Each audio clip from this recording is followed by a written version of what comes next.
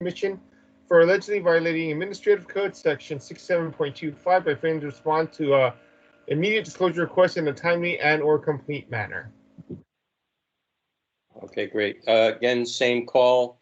We're going to go through our regular process. We've already found that the records are public. It's within our jurisdiction. So are both parties here? Ann Trabeau, complainant, here. So a representative from the Arts Commission?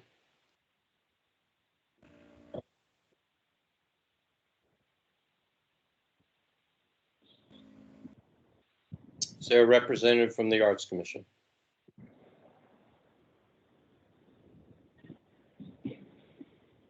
Okay, hearing none. And Victor, you don't know if we got confirmation, did you? Do you? I'm not aware of it. I was not tracking that myself. Okay. All right, members, I would suggest that we continue. It is what it is at this point. We'll go through our regular process and we'll see what comes out the other side. Okay, Mr. Trabeau, you have 5 minutes for opening statement. Members of the task force, Ann Trabeau, complainant. I request that, once again, that this complaint heading be amended to include Rebecca Krill, since it was on the face page. The email was sent to Rebecca Krill, and she was the respondent. I cannot find at this moment the page relative to the face page, but it is there. It's handwritten. So in going to my original letter to the task force, Krill neglects to respond. She says it's attorney-client privilege. That's all she says. And I'm requesting the task force find a number of violations for the lateness of a response. Give me one moment. I'm pausing the timer. I am muting all other. I'm muting other participants. And I would ask that members mute themselves just in case. Mr. Fro, please make sure you don't have anything on in the background and proceed. Very quiet now. So I wrote a letter to the task force requesting to find numerous violations: the immediacy of response, the justification of withholding, the failure to direct me to another place where I might find these documents, and failure to turn over the documents on a rolling basis. Krill's letter simply says it's attorney-client privilege. Well, that's not too good, in my opinion. The letter I'm referring to is dated February 9th, and it's just the same, a lot of slander, and when they're supplying their next request, I want to point out that they're marking it staff only, which means that me as the requester is not able to access the documents on next request. They did this on November 25th. They did this again throughout the entire process. So I didn't have access to the documents, even though they claimed that they filed them, because they were visible only to staff. So I don't really understand why they would include documents from the city attorney's office, since this was a request made to Rebecca Krill at the Arts Commission. There are other things that are inconsistent here, which is that I made the same request, the documents for the Court of Appeal case 15666, which concerned Ann Trickey, who is an employee of the Arts Commission. Well, Ann Trickey responded and included in the next request a response. She's a party to the case. That is a conflict. She's not allowed to do that. So It's the same thing. Krill says I got these documents in a previous request, but she doesn't supply any evidence of that, and I didn't get any documents, and I didn't make a previous request. And then there's a thing with somebody called Trill, who's possibly the public information officer there. Well, the only information I could get, since none was ever sent to me from anyone at the Arts Commission, was that this public information officer wasn't employed until after I made that request. That was from a newspaper article. So I requested that the task force look at this seriously, because they didn't show up at the committee hearing and they didn't bother to notify the task force, and they didn't show up at this hearing and didn't notify anyone either. So I did not, once again, get any documents. They did not supply any evidence that I got any documents, and they just confounded and confused the case by including a lot of junk from the San Francisco City Attorney's Office, which is irrelevant. I think that's it.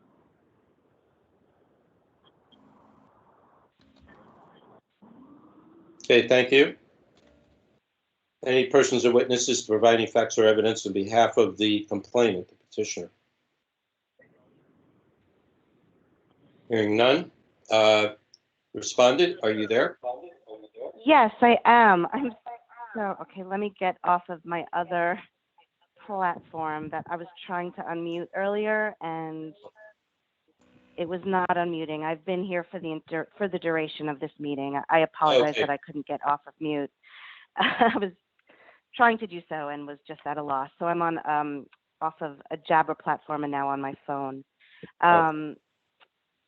So my name is Rochelle Axel. I'm the acting communications director for the San Francisco Arts Commission, and I just wanted to make a few statements. One, first regarding the initial request for information.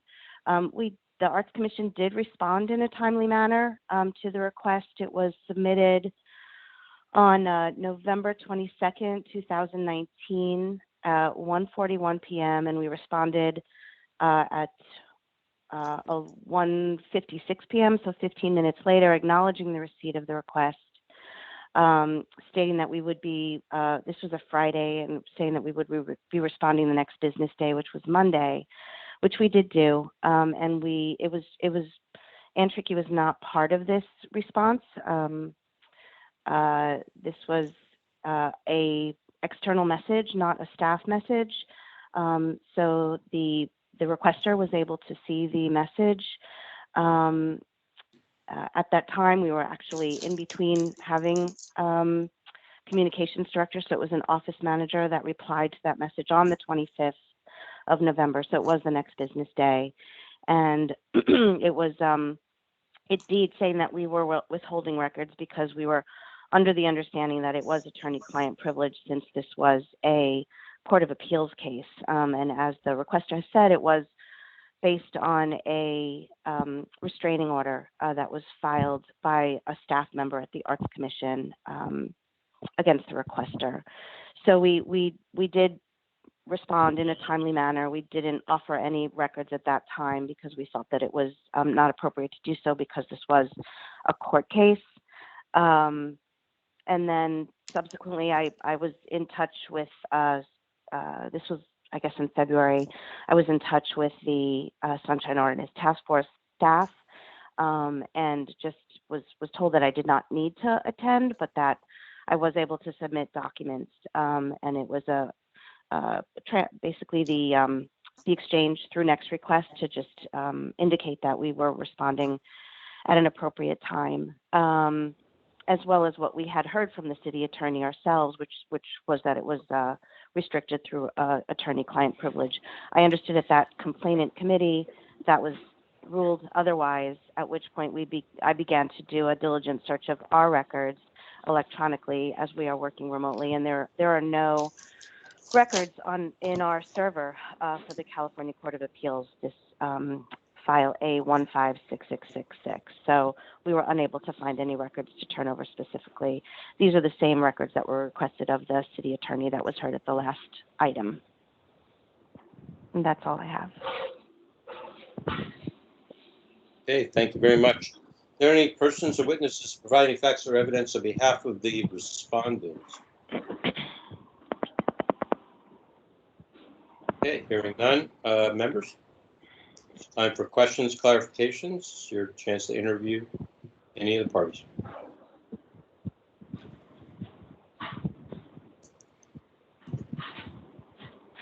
Go ahead, Member LaHood. Yes, for the respondent, you indicated that records, well, first you said records were withheld because of an ongoing court case, but then you said there were no responsive records. So were records with, and I have a follow-up question, were records held or were there no responsive records? We were under the impression that because of attorney-client privilege, we did not need to turn anything over. So back in November of 2019, I don't believe that any records were sought because of the, we understood that they were not necessary to turn over, that we shouldn't turn them over. So I cannot tell you if records were sought at that time or not, or simply stated that, you know, we can't turn anything over. All I can say is that subsequently, which was just just last month, I was doing many hours of searching electronically for any court records that we had at our department, and I could not find any. Okay, my follow-up question is, it sounds like the initial response that you shouldn't provide records was based on who was asking. If someone had submitted the exact same request anonymously, what would the initial response have been? Well, I assume that if it was requesting documents from a court case, that we would have said the same thing, that based on attorney-client privilege, we were not at liberty to turn them over. That was what our understanding was in 2019 when we responded. But as I said, I understand from the committee last week, it was determined that actually they should be turned over. So that's when we began, I'm sorry, not last week, now last month. That's when we began to do the search for the records, and we cannot find any at all. Of course. Okay, Member Forsley. I was just gonna say it's a little concerning that they were called privileged records without even like looking for them potentially. Because how would you really know? Because not everything necessarily, I would assume, is attorney-client privilege. That is all. I have a question for the respondent. The complainant suggested that they were unable to access the whatever responsive documents were in the next request system because it was marked as staff available only. Do you have any recollection of that, or you know what that's about? Yeah, I actually don't need to recollect. I have the next request file open in front of me, and it is one of the records that we provided for the complainant committee, which was just a transaction of those, and these were external messages. So, you know, the first message came in on the 22nd. The request was opened. We responded with an external message that day, announced that the due date for a response was the 25th, and then we responded on the 25th with an external message. Did you apply any files for them to download? Like, were there any responsive records? No, there were no responsive records. Okay, thank you. Mr. Bowe? Yes, Are you there? there's a lot of noise. Yes, I'm here. There's a lot of noise in the background. Yeah, somebody can please mute?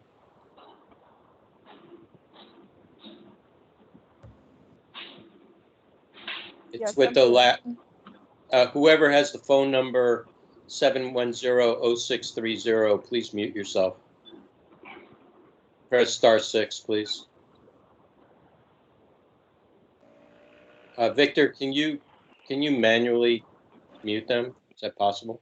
Thank you. Yes, I am doing Thank that. Okay. Mr. Bo, you mentioned in your opening statement that you had tried to access files in the next request system, but it was marked as staff only. Can you say that again? Go ahead. Can you repeat? Yes, you stated in your opening statement that you Yeah. tried to access documents or files in the next request system, but that it was only available for staff. Can you explain to me what it was you're trying to access? 3 times from the onset of this next request, it said staff only. I was trying to access if there was a response, if there were documents. I couldn't access it because it says staff only. And I also want to point out that in their citing of the California government codes and stuff. Yeah, wait a minute. No, please, ma'am, please. I just want my question answered. This isn't an opportunity to go off on another tangent. Okay.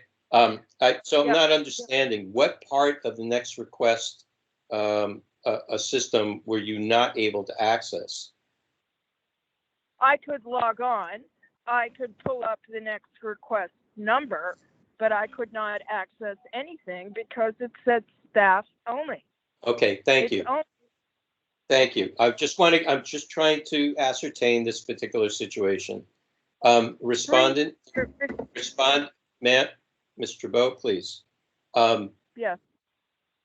In the respondent, I'm sorry, can you state your name again, respondent? Yes, can you hear me now? Yes, I can.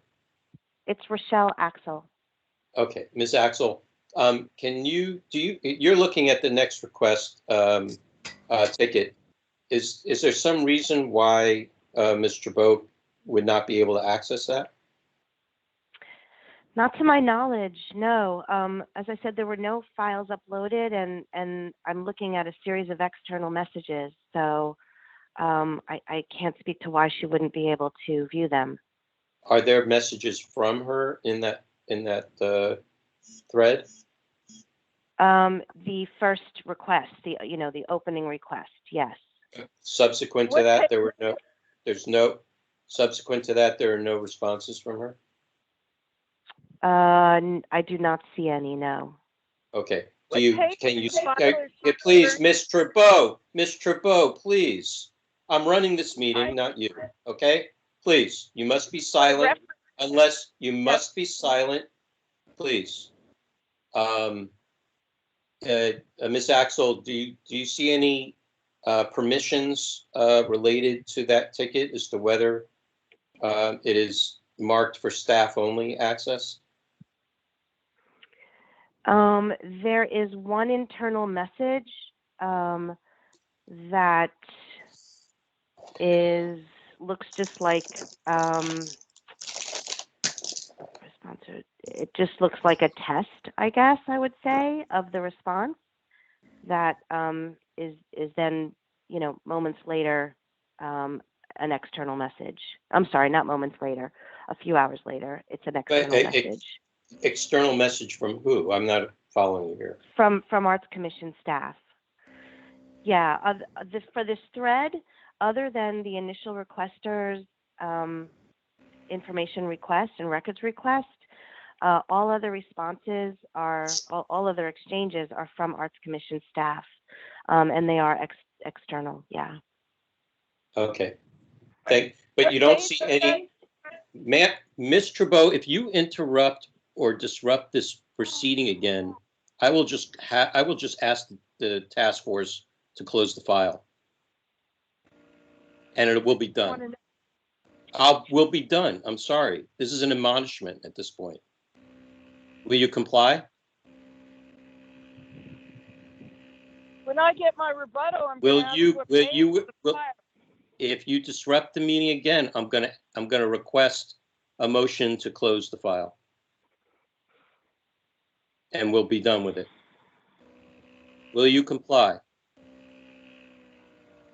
Yes or no? If I get Thank you. please stand by, and a question may come to you, okay? You'll have a chance for a rebuttal if you hear something you want to rebut against. Right now, the task force has your complaint, and we're trying to proceed with it. Any further interruptions is not helpful. Thank you. Ms. Axel, do you see any kind of configuration or settings that allows for non-public access to this ticket on your end? Non-public, you meaning like staff only? Is that what you're? Like staff is that what you only? mean? Yes. Yes. There's some support staff added to the ticket that says staff only. But the ticket it's not like blocked from access by the. No. Okay. There's nothing unusual about this. You know, nothing says Okay. limited access or anything like that. It's just a pretty standard looking ticket. Okay. And Ms. Chabot, now I'm going to ask you a question. I'm trying to ascertain whether you were able to access that or not. Okay. Can you please now tell me whether you were able to access after you had filed the initial next request? No, I was not able to access it, and I would like to ask through the chair on what page in the No, file, I will not allow a debate. I will not allow a debate between the parties. No. Where is this request? I don't see it. It's just not quoting it anywhere. It should be in the file. It should be clear public knowledge. Okay. Let's move on. I have Member Schmidt and Member Wong. Yes, hi. Question for the respondents.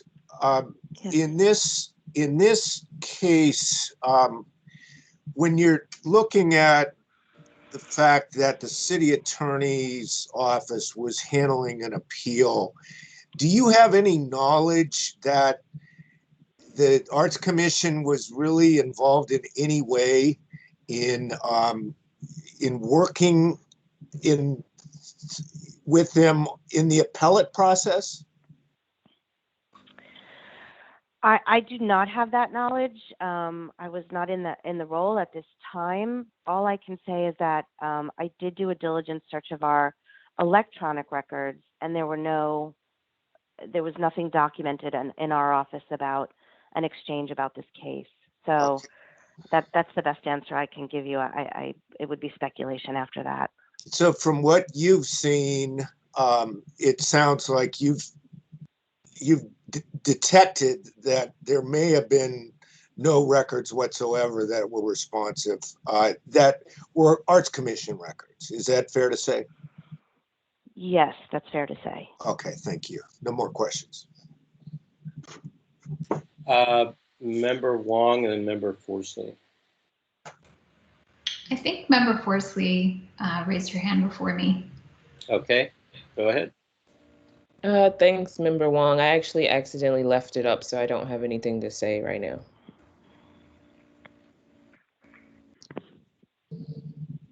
Oh, this is a question for the respondent then. This is Member Wong. I wanted to find out, I know you had mentioned there was a response sent on November 25th, but I'm having difficulty finding that in the packet. I'm not sure if you could point that out.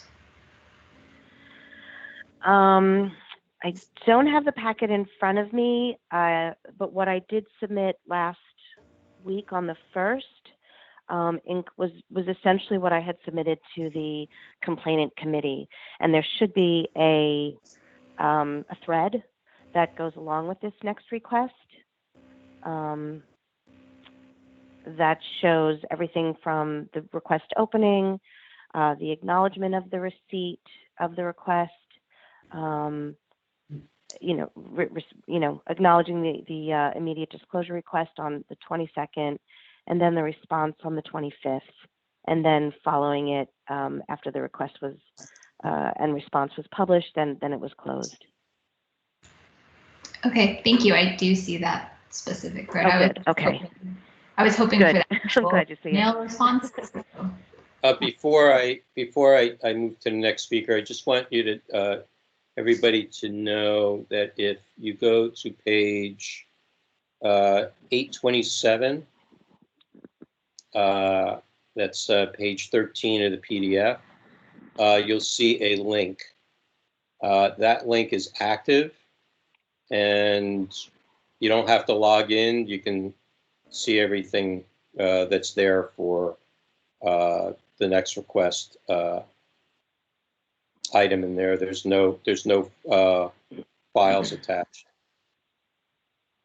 Okay, let's move on. I have Member Schmidt and Vice Chair Yankee.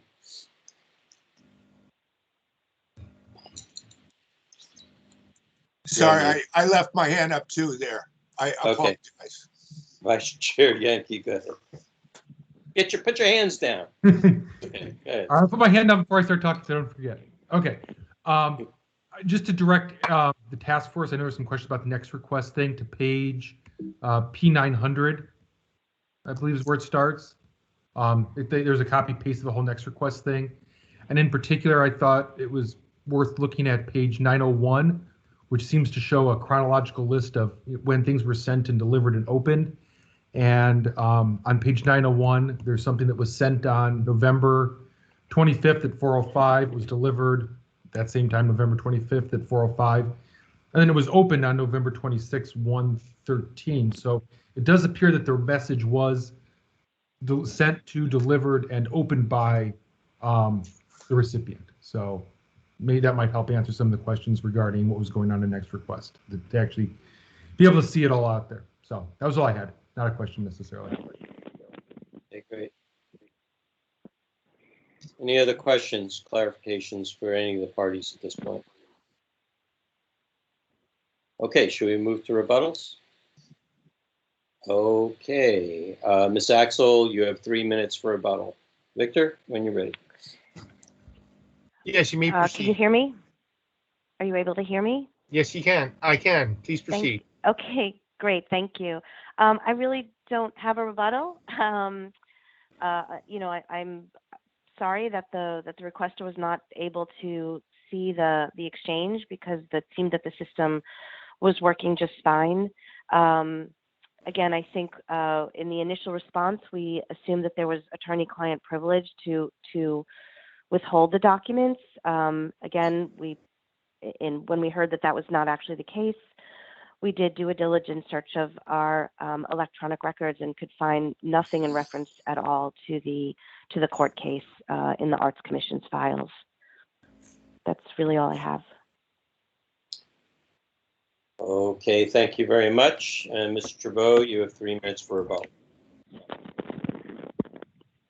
Firstly, if a restraining order issued by a superior court, a trial court, it would have gone to the complainant. That would have been Ann Trickey, an employee of the Arts Commission. That is a document that would have been in the file. Any subsequent documents would have been in a file. If there is an active restraining order, it is incumbent upon the person who holds the restraining order to have the document in their hand. So that would be a document that would have been made available to me. Looking at the original handwritten face page of November 22nd, 2019 was made against Rebecca Krill, and I hand wrote, I did not get the documents requested. No section of the Sunshine Ordinance cited as justification of withholding. Attorney-client privilege is not part of the Sunshine Ordinance. And then, while there may be an active link to a next request, it is incumbent upon the requester to supply facts and evidence. If they're claiming that they sent documents and that I received them, where are they in the file? A simple link that I don't remember, I'm vague on the issue, and now a number of years later we're looking into it, is kind of a little weird. I did not get any documents. And their original cites of the reasons for withholding don't even pertain to anything. I included them, the full civil codes they cited, in my filing. They don't pertain to anything. They're taken out of the wind. So I request that here, I'm looking at the city attorney's memo, page 2. We have no other responsive records. What are the first records, much less other responsive records? And then they collude with the city, claiming that the city attorney sent me all non-privileged documents. I didn't get anything. And unless somebody pulls up this next request and includes it in the file, anything that's marked staff only means I don't get it. And they did not, when they finished and they published it, is when I accessed it. And it was the same day. There was nothing. And as far as this exhaustive electronic search that took place between last month and this month, I don't see any Your time evidence. has elapsed. Thank you. Okay, members, time to deliberate and come up with an action. Member Forsley. I was going to say, I just find it interesting that if somebody has a restraining order against somebody and they work for a city department, that there's absolutely no communication about a member of their department having a restraining order against someone and like discussing how that would work or like any types of surroundings about that particular issue. So I think the initial response of its attorney-client privilege delayed access to the records in that they didn't even look for anything by the respondent's own admission. So I think that whether they got erased or lost or whatever, I think they possibly should have been looked for initially before you can call it attorney-client privilege. Thank you. Member Frazier, and then Member Stein. Yeah, I agree with Member Forsley that the initial response seems problematic, but looking, as Vice Chair Yankee pointed out, at the summary of the correspondences and the expeditious manner in which they did respond, and we can only, I guess, kind of take the word of the respondent for the diligent search that was completed later. And it appears as though there's just not responsive documents. And I find that testimony fairly compelling. Member Stein.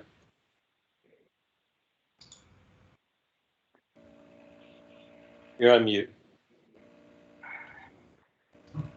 Sorry about that. I have something kind of similar to say, which is that it seems like a mistake was made in not looking for the records first and seeing whether there was anything and then what might have been subject to attorney-client privilege. At the same time, I'm not at all sure that why there would be any documents at the Arts Commission just because an employee there sought and received a restraining order. That doesn't necessarily mean that they would have any documents there having to do with that. So that was my comment. Vice Chair Yankee, then Member Schmidt. Sure. I'll just talk a little bit about this because I've actually gone through this exact experience myself in my work life, where I had to work with I work for a county government, with our county council to obtain a workplace violence restraining order against someone. And all the court filings, which I would consider to be let's say the public documents, were all handled through the county counsel's office. They wouldn't come directly to my division. It'd be handled by our attorneys. Any communications I would have had with the attorney in that case would have been a privileged attorney-client to talk about the evidence of the case and so forth and so on.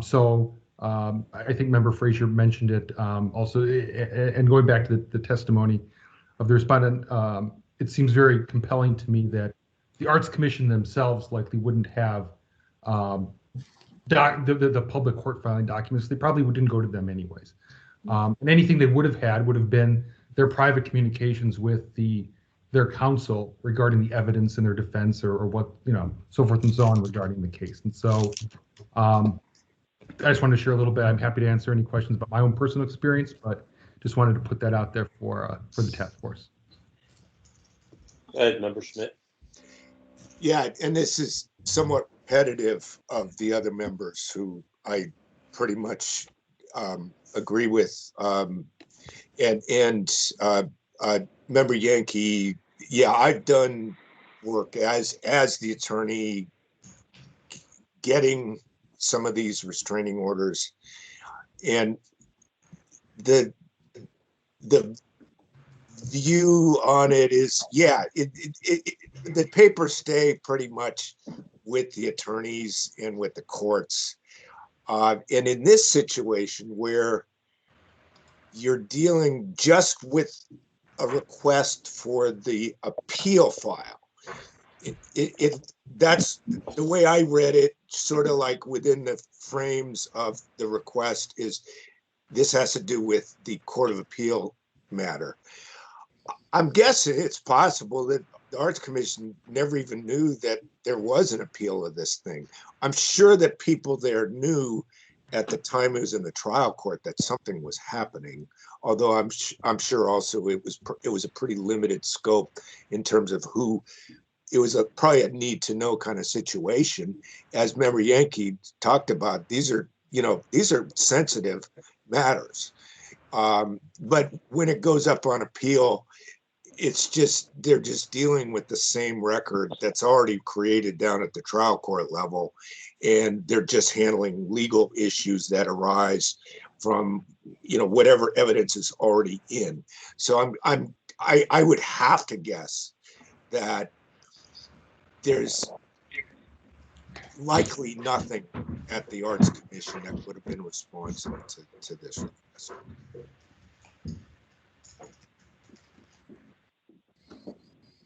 Is there a motion?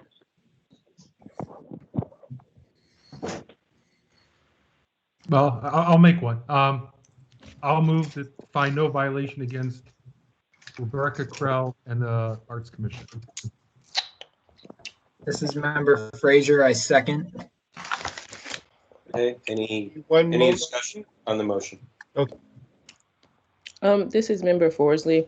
I just wanted to say thank you to Member Schmidt regarding making the clarification regarding documents pertaining to the particular appeals. I guess when I was thinking about it, it was more of, I just couldn't imagine that if there was like a restraining order appeals case going on within the office, that somebody wouldn't communicate using their work email to say,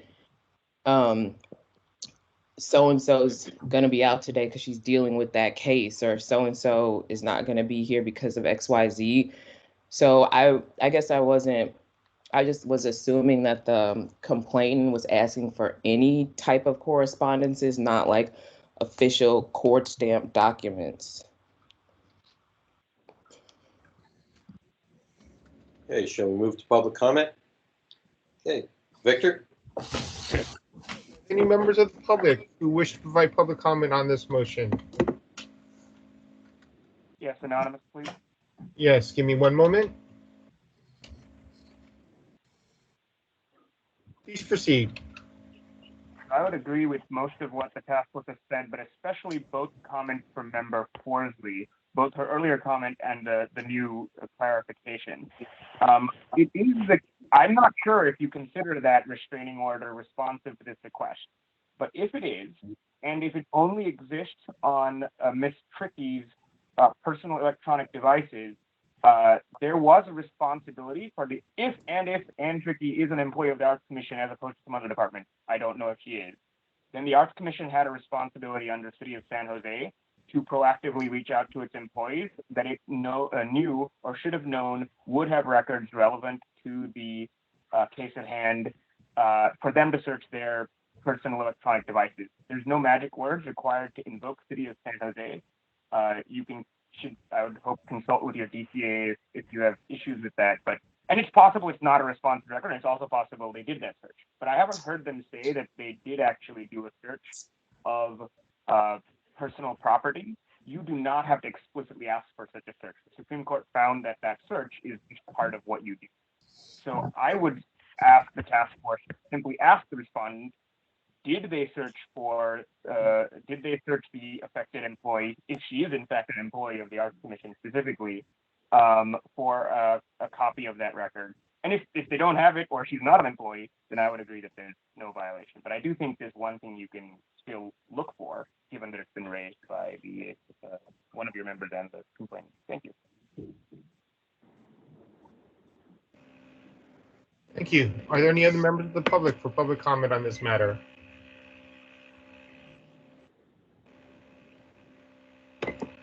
I do not hear any additional public comment on this matter. Okay. Last call for public comment. Okay, hearing none, public comment is closed. Any final thoughts, folks? Or are we ready for a vote? Okay. Hearing no objection, please call the roll. Yes, on the motion. Vice Chair Yankee. Aye. Yankee, aye. Member Frazier. Aye. Frazier, aye. Member Highland. Aye. Highland, aye. Member Forsley.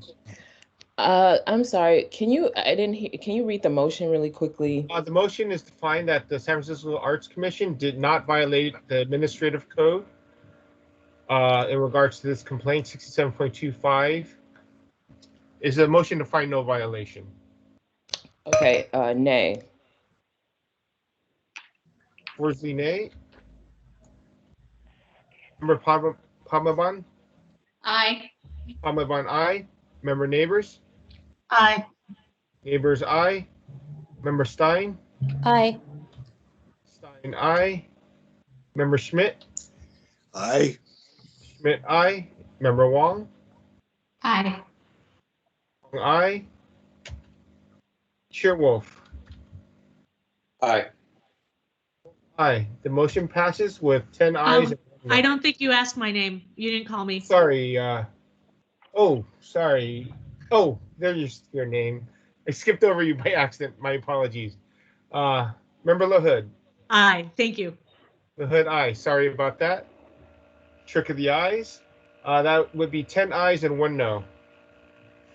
Okay, motion passes. Thank you. Please call the next item. Item number 8 is file number 19124. Complaint filed by Anonymous against Chief William Scott and Lieutenant Andrew Cox and the police department for allegedly violating administrative code section 67.21, 67.25, 67.26, 67.27 by failing to assist in timely or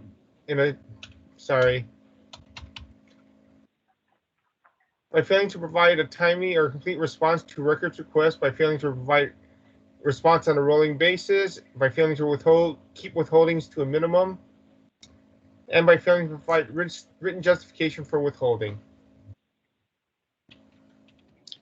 Okay.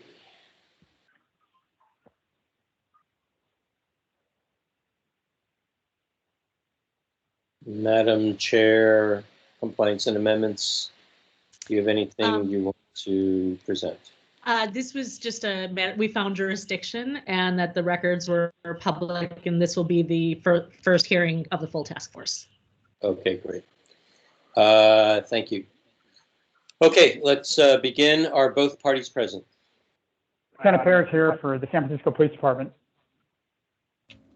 Thank you. Repeat your name again. I didn't catch that. Lieutenant Parrish. And then, could you spell your last name, please? P-E-R-A. R-A. Thank you. And Anonymous, are you here? Yes, sorry, we may have spoke over each other. The anonymous complainant is present. Okay, great. Okay, Victor, if you're ready with the clock, Anonymous, you have 5 minutes for opening statement. Please proceed. Thank you very much. I hope this is a short complaint because I don't believe there's any material dispute between the police department and myself at this point. The summary is on page footer P1196, which is PDF page 268.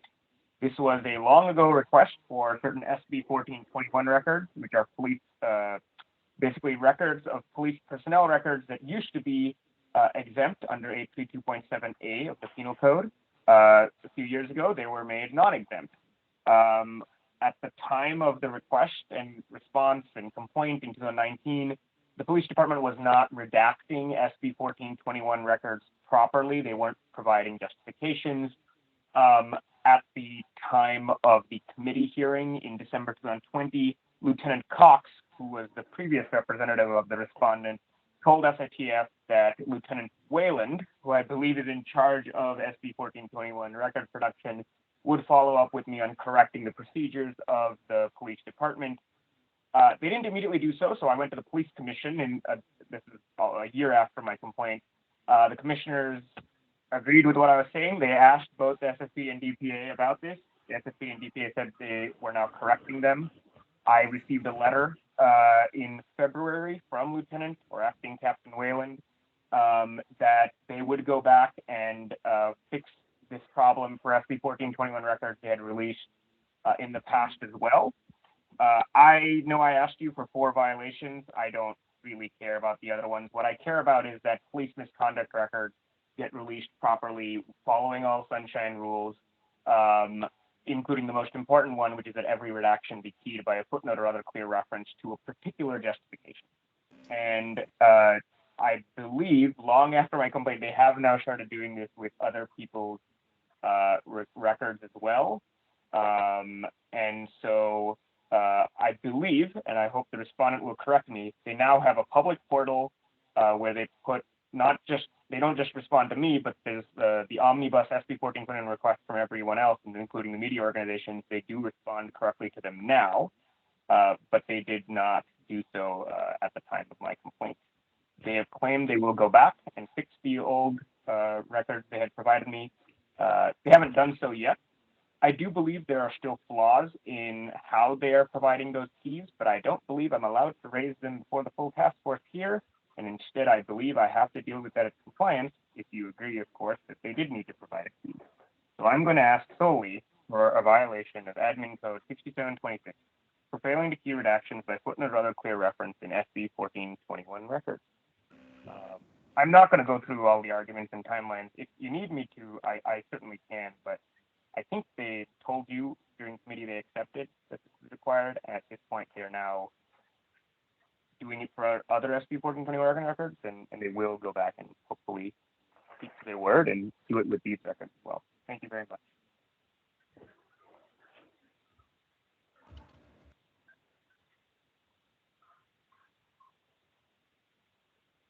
That's it. Are you guys hearing me? Hello? I can hear you, yeah. Okay, yeah, I'm done. Thank you.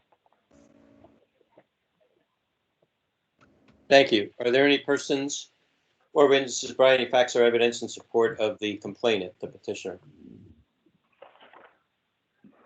Okay, hearing none. Respondent, please state your name again for the record, and you have 5 minutes.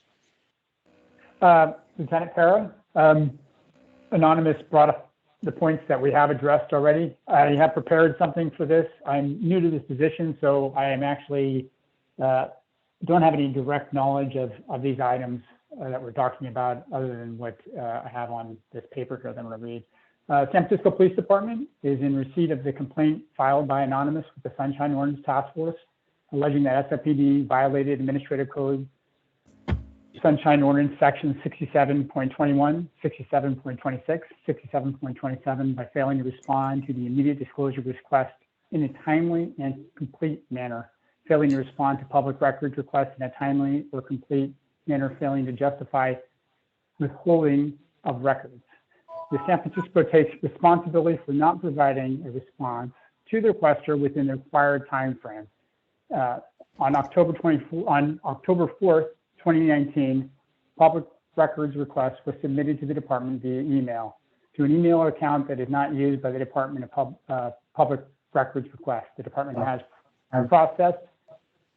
Excuse me, did someone say something? The department has a process for public records requests. The unit that monitors this account forwarded the request to the appropriate division on October 16th. So it was after the date The request was made as an immediate disclosure request. The immediate disclosure process is for requests that are simple, routine, and otherwise readily available to answer, as you know. This request was not simple, it wasn't routine, and otherwise readily available. On October 17th, we acknowledged that the request was received on October 16th and informed the requester that the maximum deadline for response to the request applied and invoked the extension of time to respond pursuant to the government code of 6253, because we needed to consult with other counsel on this.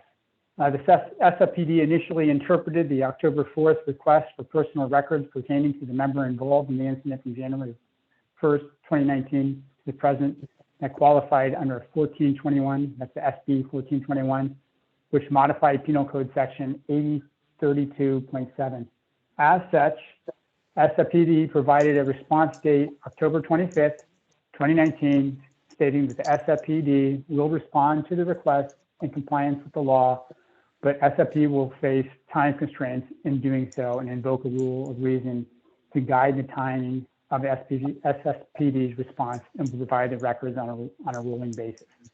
Now, the SFPD provided a requester an additional extension letter on November 8th, 2019, and indicated SFPD will provide an update on Friday, November 22nd, 2019.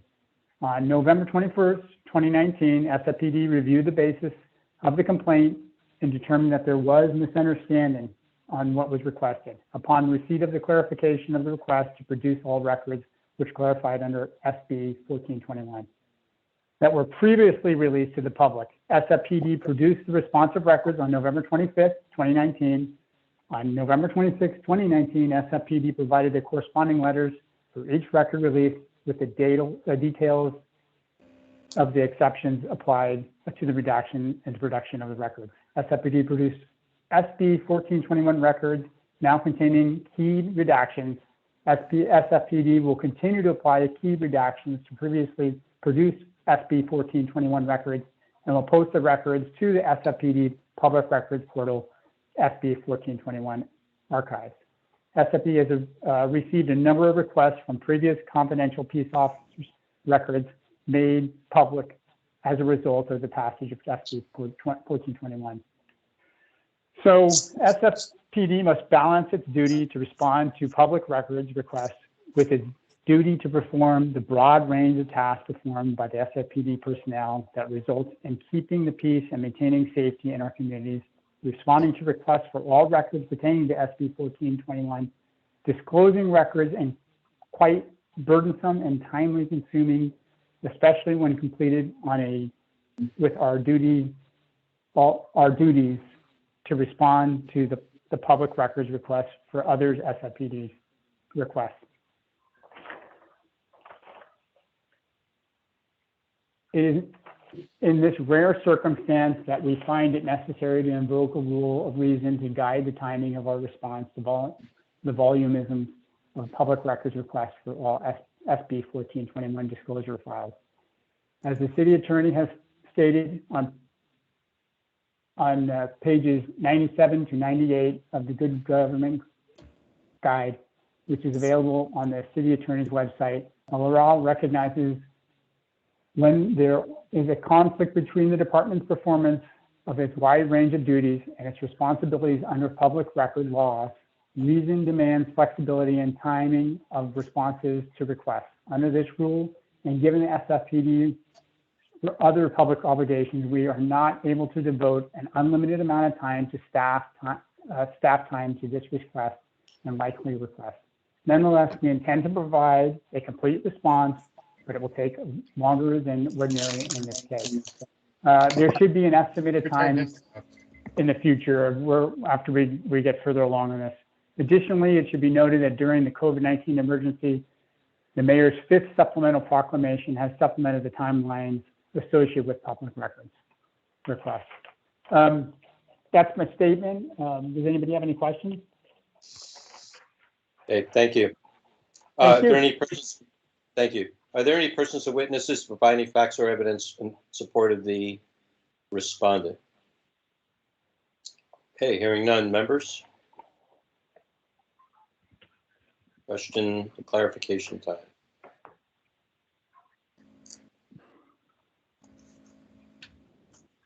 I'll just note before we start that we continue to hear the same statement around 6725 that it's meant for simple kinds of requests, and that is not true. What it does allow is for an extension of time if the request is voluminous. So this is kind of a spin that somebody has been spreading around the city departments to say to members of the public that they can convert their immediate disclosure requests into quote unquote a regular request. And then it becomes a 6721 request. And the task force has found that to be a complete violation of the ordinance and a disrespect of the ordinance. It's a bad interpretation, and we've held that to be untrue. Just so for everybody's edification and folks that are new here, that has been some of the history on that. Okay, let's go with, I've got Member Schmidt. Yeah, hi. Mr. Anonymous, I want to ask you a question.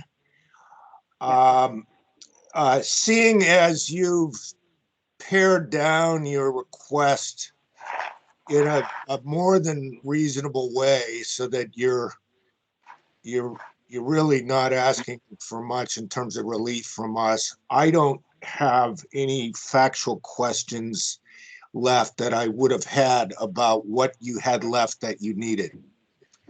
But I have a legal question, which in this case, which is to me a very important case involving some very important informational categories.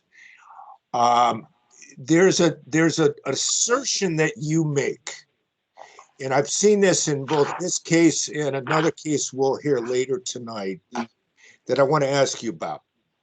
Okay. And I'm going to cite, you have something called a schematic guide, and I've got page 1187 in the record is the schematic guide. And you make a statement here and in a couple other places about distinguishing between what you call optional exemptions and mandatory exemptions. Now, to me, I'm going to ask you where you get that from, and it's important for both halves of that, how we treat both halves of that sort of universe of whatever are these optionals and what are these mandatories. But could you give me some kind of citation of why you keep telling us that optional exemptions should be treated differently than mandatory exemptions? Certainly. The preface to that is I am not raising that here because I can't raise the difference here until compliance is my understanding, but I'll explain it here anyway. The citation is the law in Penal Code 832.7b5 versus Penal Code 832.7b6. Penal Code 832.7b5 says that the government shall redact those pieces of information, personal info of officers, anonymity of complainants and witnesses, federal law prohibitions of invasion of personal privacy, and danger to safety. And my understanding from inferring from the St. Croix case is if state law says you have to redact something, the cities, it doesn't matter what city law says, oh, you should still disclose it. It says shall redact. And my understanding also is that the other one says, hello, is someone speaking? Am I, hello? No, we can hear you. Go ahead. Someone else is speaking. I heard that too. Yeah. Code 832.7b6, which is the catch-all balancing test, says may redact. And so my argument, though I don't think it's relevant to the one violation I'm asking here at this point, is that the just like the CPRA says they can redact or may redact this, or I think it's may withhold this information. That's different from must or shall withhold. And I think that when the legislature uses two different words, you have to treat them as having two different meanings. That's my argument. But again, I can go into more detail, but I haven't discussed it all because I don't think I'm asking you to find that. I understand that. I guess I was ready with this and your other case with the same question. Yeah. And so I'm going ahead with it now, and we won't have to deal with it later. So yeah, I know, I see your distinction, shall versus may. And you're saying, well, since the words are different, there must be a way that we should treat them differently. The one thing you've told me just now is that the reason you think they need to be treated differently in the way you say they should be treated differently is something you draw from the St. Croix case. Is that what you're saying? That's correct. My understanding is that St. Croix held that when a state law says something is required to be confidential or privileged, it doesn't matter what the Sunshine Ordinance says.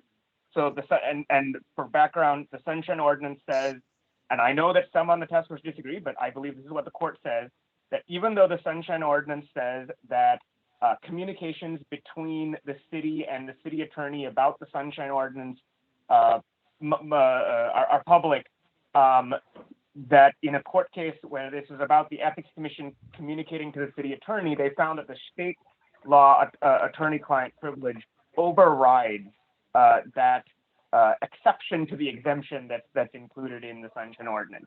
And so my argument is that the Sunshine Ordinance in 6724 G and I says, and actually all of those letters in 6724 say that certain permissive, is the word they use, which is optional exemptions, can just be ignored in the city of San Francisco. And I'm saying, yes, it works because that is an optional exemption instead of if it said shall redact and made the balancing test mandatory. I hope I've explained that. Yeah, I get it now. And thank you for the citation. That's what I was trying to get, is where, if you, it looked like you were pulling it out of thin air, but now I see you got it somewhere. And so I'm going to look at that case to figure out if I read it the same as you do. Thank you. No further questions at this time. Okay. I just have a question for Anonymous, just along that lines a little bit also. I believe the St. Croix versus Grossman case was just St. Croix. It was not the Ethics Commission. Is that how you understand it? I don't know the details. You may be right, but even if you are, I believe St. Croix was an officer of or staff of the Ethics Commission, and it was communications between that employee. I don't remember the details, but I believe that is. I can look it up if you need me to. Right. I believe that we've been corrected on that many times by Grossman himself when he was alive. He had made that correction to many people many times, that there is a difference, and that his case was specifically about a communication specifically to that person who may have, whether they're an employee of the Ethics Commission or not, wasn't necessarily representing the Ethics Commission, and that the question of attorney-client privilege with regards to the commission itself may have a different meaning, and there was that distinction that came up in that. It does demand a review, because I think the St. Croix case is very specific to certain aspects, and it doesn't necessarily cover attorney-client privilege broadly. So in any case, discussion for another day per se, but it's worth mentioning. Any other questions, clarifications for any of the parties here? Okay, shall we move to rebuttals?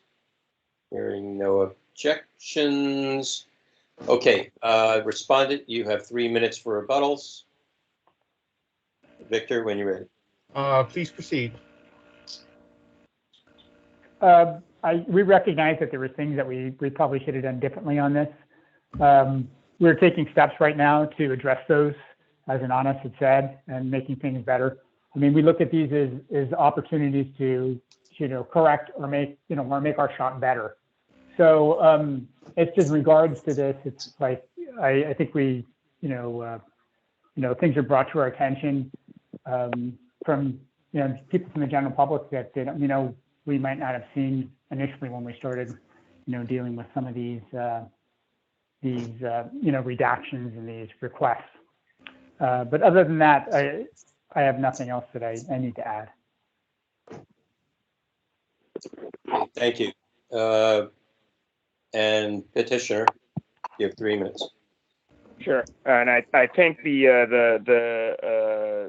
other party for attending and being straightforward. I just want to be clear about something. I have never asked you to find that the rule of reason is not acceptable in here. It's totally acceptable. They've invoked it for me and every other person who's made an omnibus SB 1421 request. That was never an issue. The issue is if they have to give some response. I don't even really care about that, because you've already discussed in other complaints that you ruled after I filed this one that mailing list excuse doesn't work and this whole thing about immediate disclosure is not relevant. All I care about and what is unique and matters in this case, and I think the thing that I care about achieving, is that there's a written ruling that police misconduct records get all the benefits of the Sunshine Ordinance, and most importantly, the redactions in those police misconduct records should have a key, as they've admitted it. I will need to discuss something further at compliance if you agree with me that they do need to be keyed. And so I will ask you solely to find a violation of Admin Code 6726 for failing to key by footnote or other clear reference redactions in SB 1421 records. And I am asking you to have that specific clause at the end, so that if other agencies in the future argue, well, SB 1421 records are special and they don't get this treatment, there is something the public can show for it. Thank you very much. Okay, members. Deliberation time and a motion.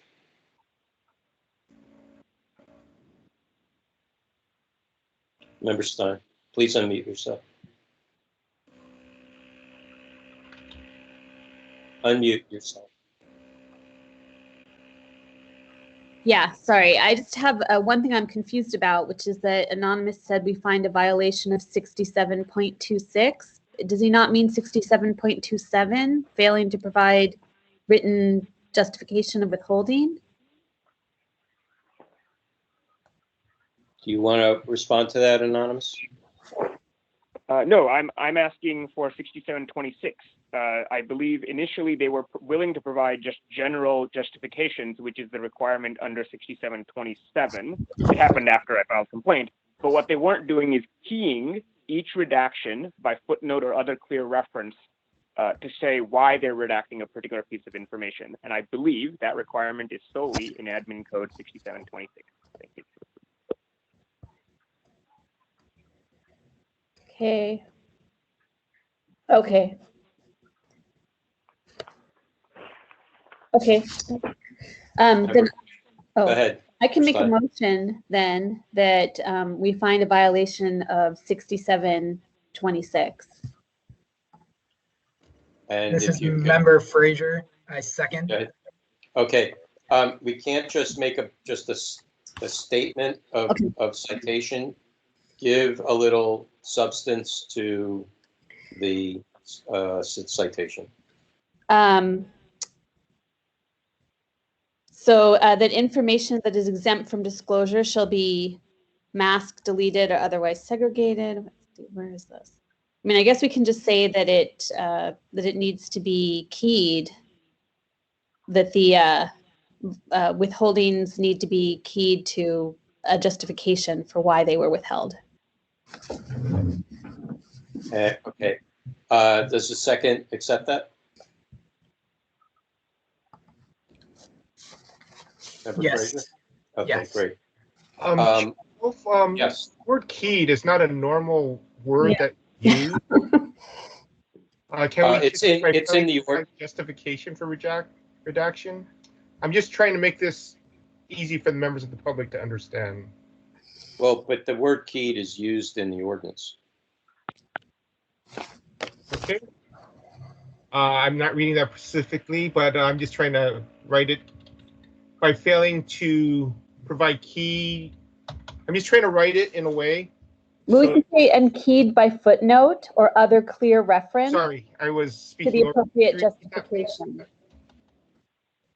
You mind repeating that? I didn't Yeah, catch. that any redaction be keyed by footnote or Any other redactions or other clear reference to the appropriate justification. A footnotes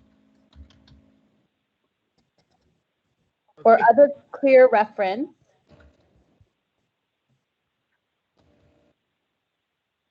Got it. I will refer to the code. I just haven't heard that term used before myself. My apologies. Okay. It's verbatim from 67. I will find it and I will copy it out. I just haven't heard that before at this body. Yeah. Okay.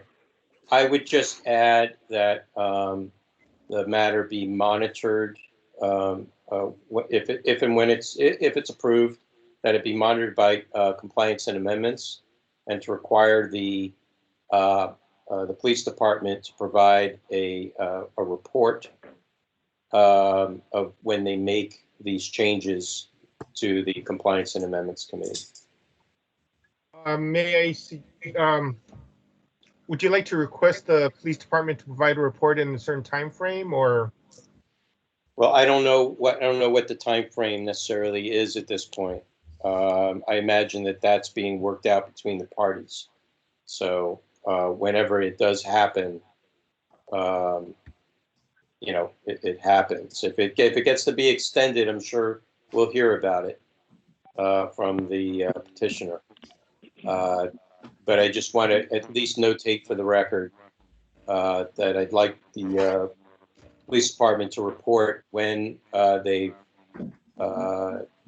completed the change to notify our compliance and amendments committee, and for the committee to monitor it at that point. This is a respondent. I'm kind of new to this. So did you need to follow up on our part? Is that what you're saying? Yes. And will there be something that will be sent over to us, or is this something that I need to make note of right now? And essentially, when you are finished with the work that you're doing for compliance, and you notify the requester, the complainant here, anonymous, please send a notice to our office when that happens. Okay. Is there a point of contact? Is anybody there that I can talk to if I have further questions on this? Yes, you can contact Cheryl, CHERYL. Okay. Leger, LEGER. The email address is SOTF@sfgov.org. Got it. Thank you. You're welcome. Okay, members, let's go for public comment on the motion. Yes, are there any members of the public who wish to provide public comment on this motion? Yes, can you hear me? Yes, we do. Please proceed, Mr. Warfield. Thank you. This is Peter Warfield, Executive Director of Library Users Association. We're not a party to this and are not familiar with the details.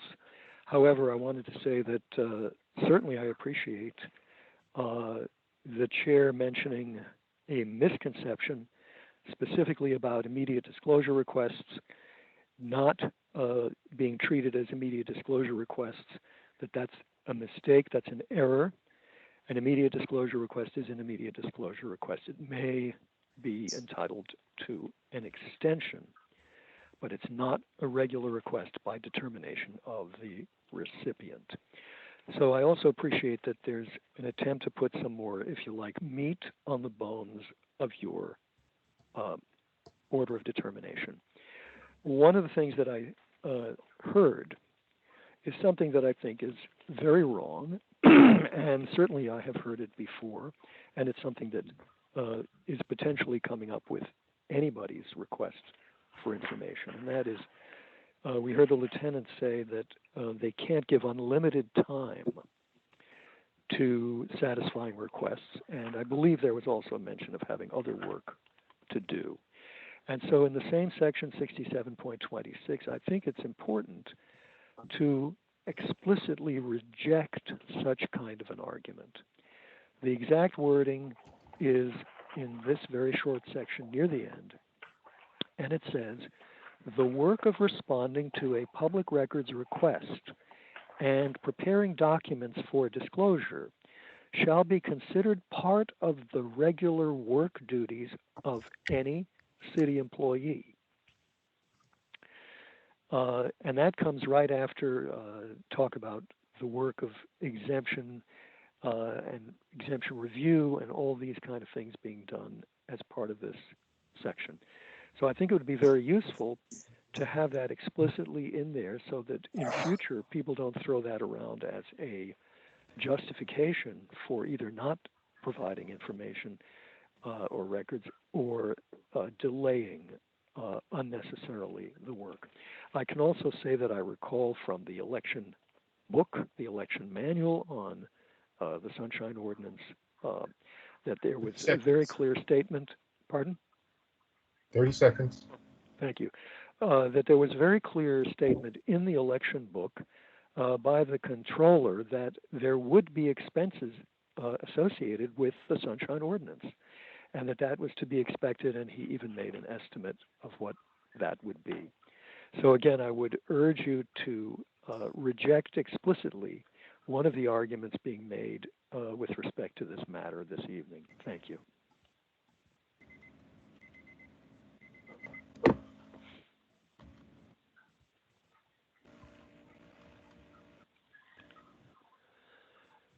Any other public comment?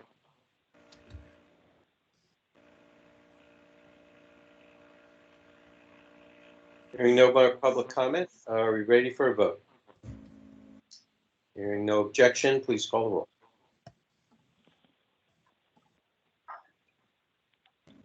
roll. Yes, on the motion. Member Stein. Aye. Stein, aye. Member Frazier. Aye. Frazier, aye. Member Highland. Aye. Highland, aye. Member Forsley. Aye. Member Palmabon. Aye. Palmabon, aye. Member Neighbors. Aye. Neighbors, aye. Member Stein. You already called me. Sorry. Member Schmidt. Aye. Schmidt, aye. Member Wong. Aye. Wong, aye. Member LaHood. Aye. LaHood, aye. Vice Chair Yankee. Aye. Yankee, aye. Chair Wolf. Aye, and I, just for the record, want to say thank you to the police department for actually stepping up and with this level of compliance. It's very important considering the changing laws in the state, and I think everybody appreciates the going the extra step for transparency. Thank you. Thank you.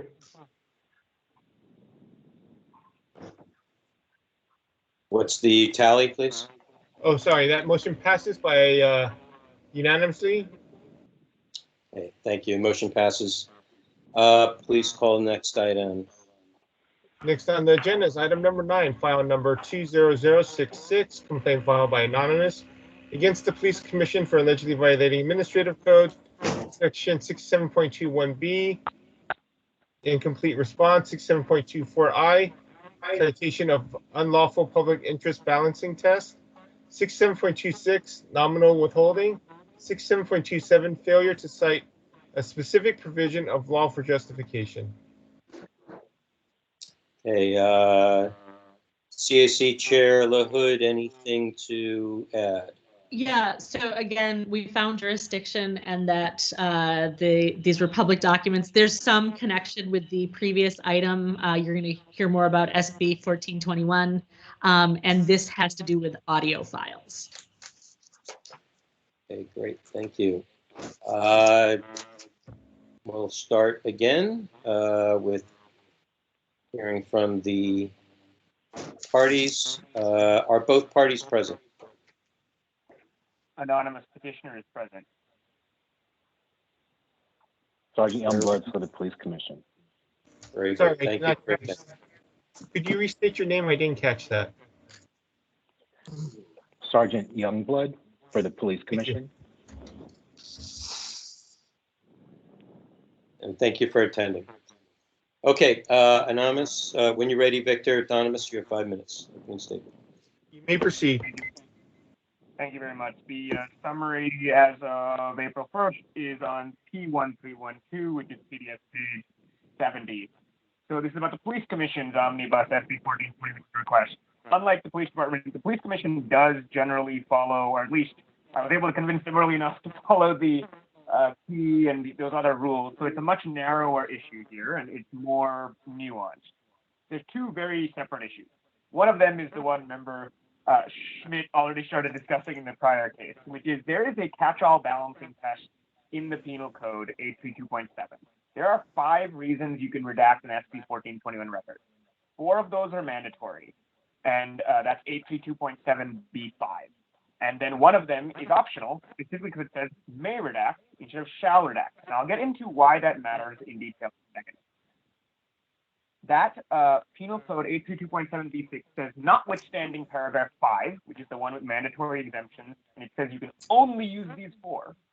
It says, quote, an agency may redact a record disclosed pursuant to this section, including personally identifying information where, on the facts of the particular case, the public interest served by not disclosing information clearly outweighs the public interest served by the disclosure of the information. And it says may, which is specifically different than the line exactly above it, which says shall. And if you wonder why that matters for the Sunshine Ordinance, the Sunshine Ordinance allows you to use as just, quote, a permissive exemption, which permissive exemption is not forbidden to be asserted by this ordinance. And a permissive exemption is one that you're allowed to redact, but not necessarily one that you have to redact. 6727 has a different clause for that. You're also allowed a withholding on the basis that disclosure is prohibited by law. This local law can't override prohibitions disclosure, like in Penal Code 832.7B5, or, for example, in my view, the attorney-client privilege. But it can override, say, Government Code 6255, which is the original public interest balancing catch-all test, and as 6724I explicitly states, every other catch-all public interest balancing test. Now, I don't know if this is still an issue. I got a letter from the supervisor of records that the Police Commission isn't actually using this, but still, I guess, asserts the right that they might use it in the future.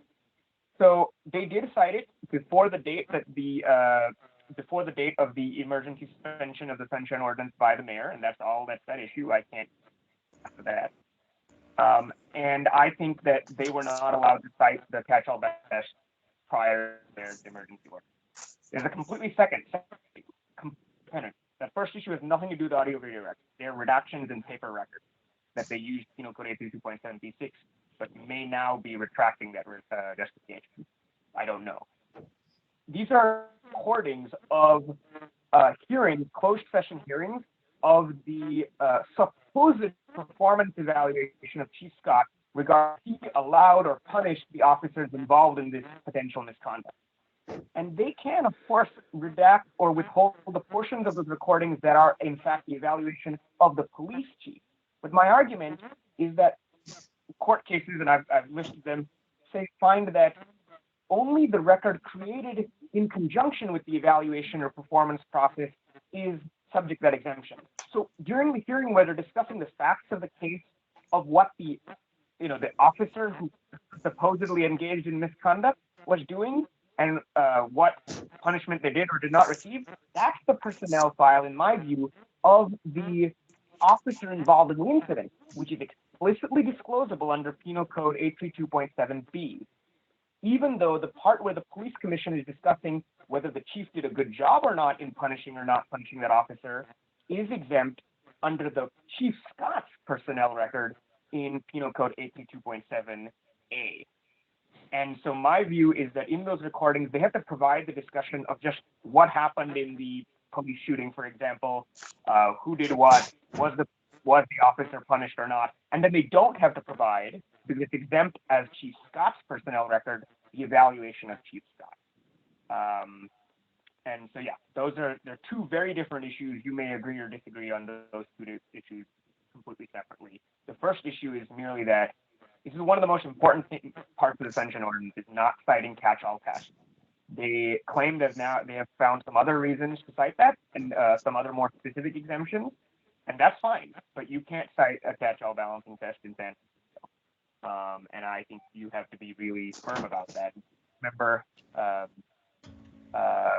Highland had some colorful remarks about that when the mayor was doing that a few months ago, and I think they apply here. Speaker time has elapsed.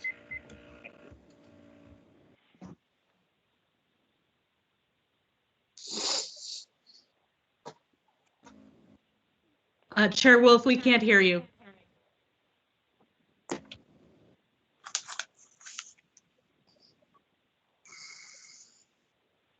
Sorry about that. Are there any persons or witnesses providing facts or evidence in support of the petitioner or the complainant? Hearing none. Lieutenant Youngblood, your turn, 5 minutes. You may begin. Thank you. Thank you. You can hear me, correct? Yes, we can. Okay. And forgive me, I'm actually running a commission meeting at the simultaneously, so this is going to be a little bit disjointed, but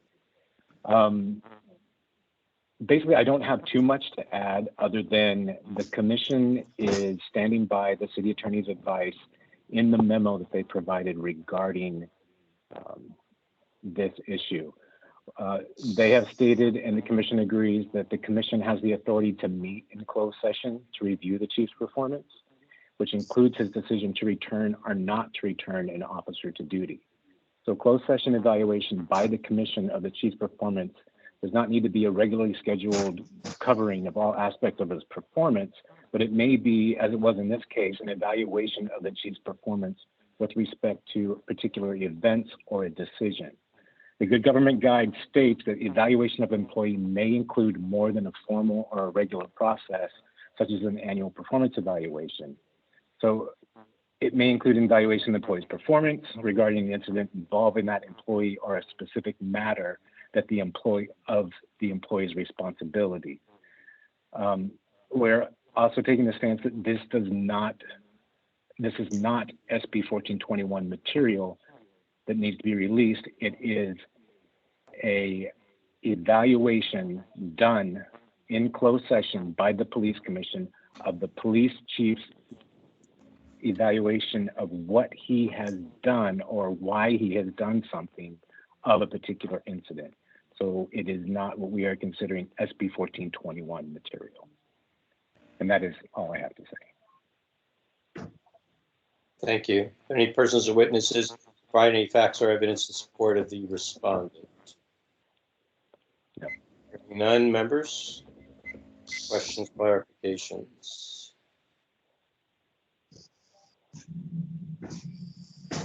I have a question for Anonymous. The audio you're referring to, is that part of a public meeting?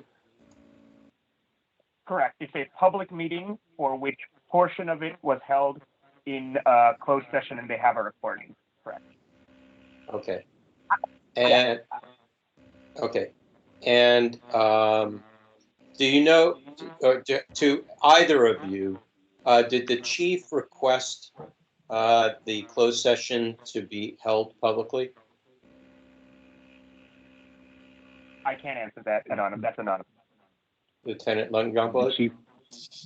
The chief does not request this to be public. No, this is always done in closed session per the police commission's request. I understand that, but the law does require on employee relations issues that are held in closed session that the employee has the option to request it be heard publicly? That was not done at this meeting, no. Okay, thank you. Anonymous, you mentioned in 6724I that there was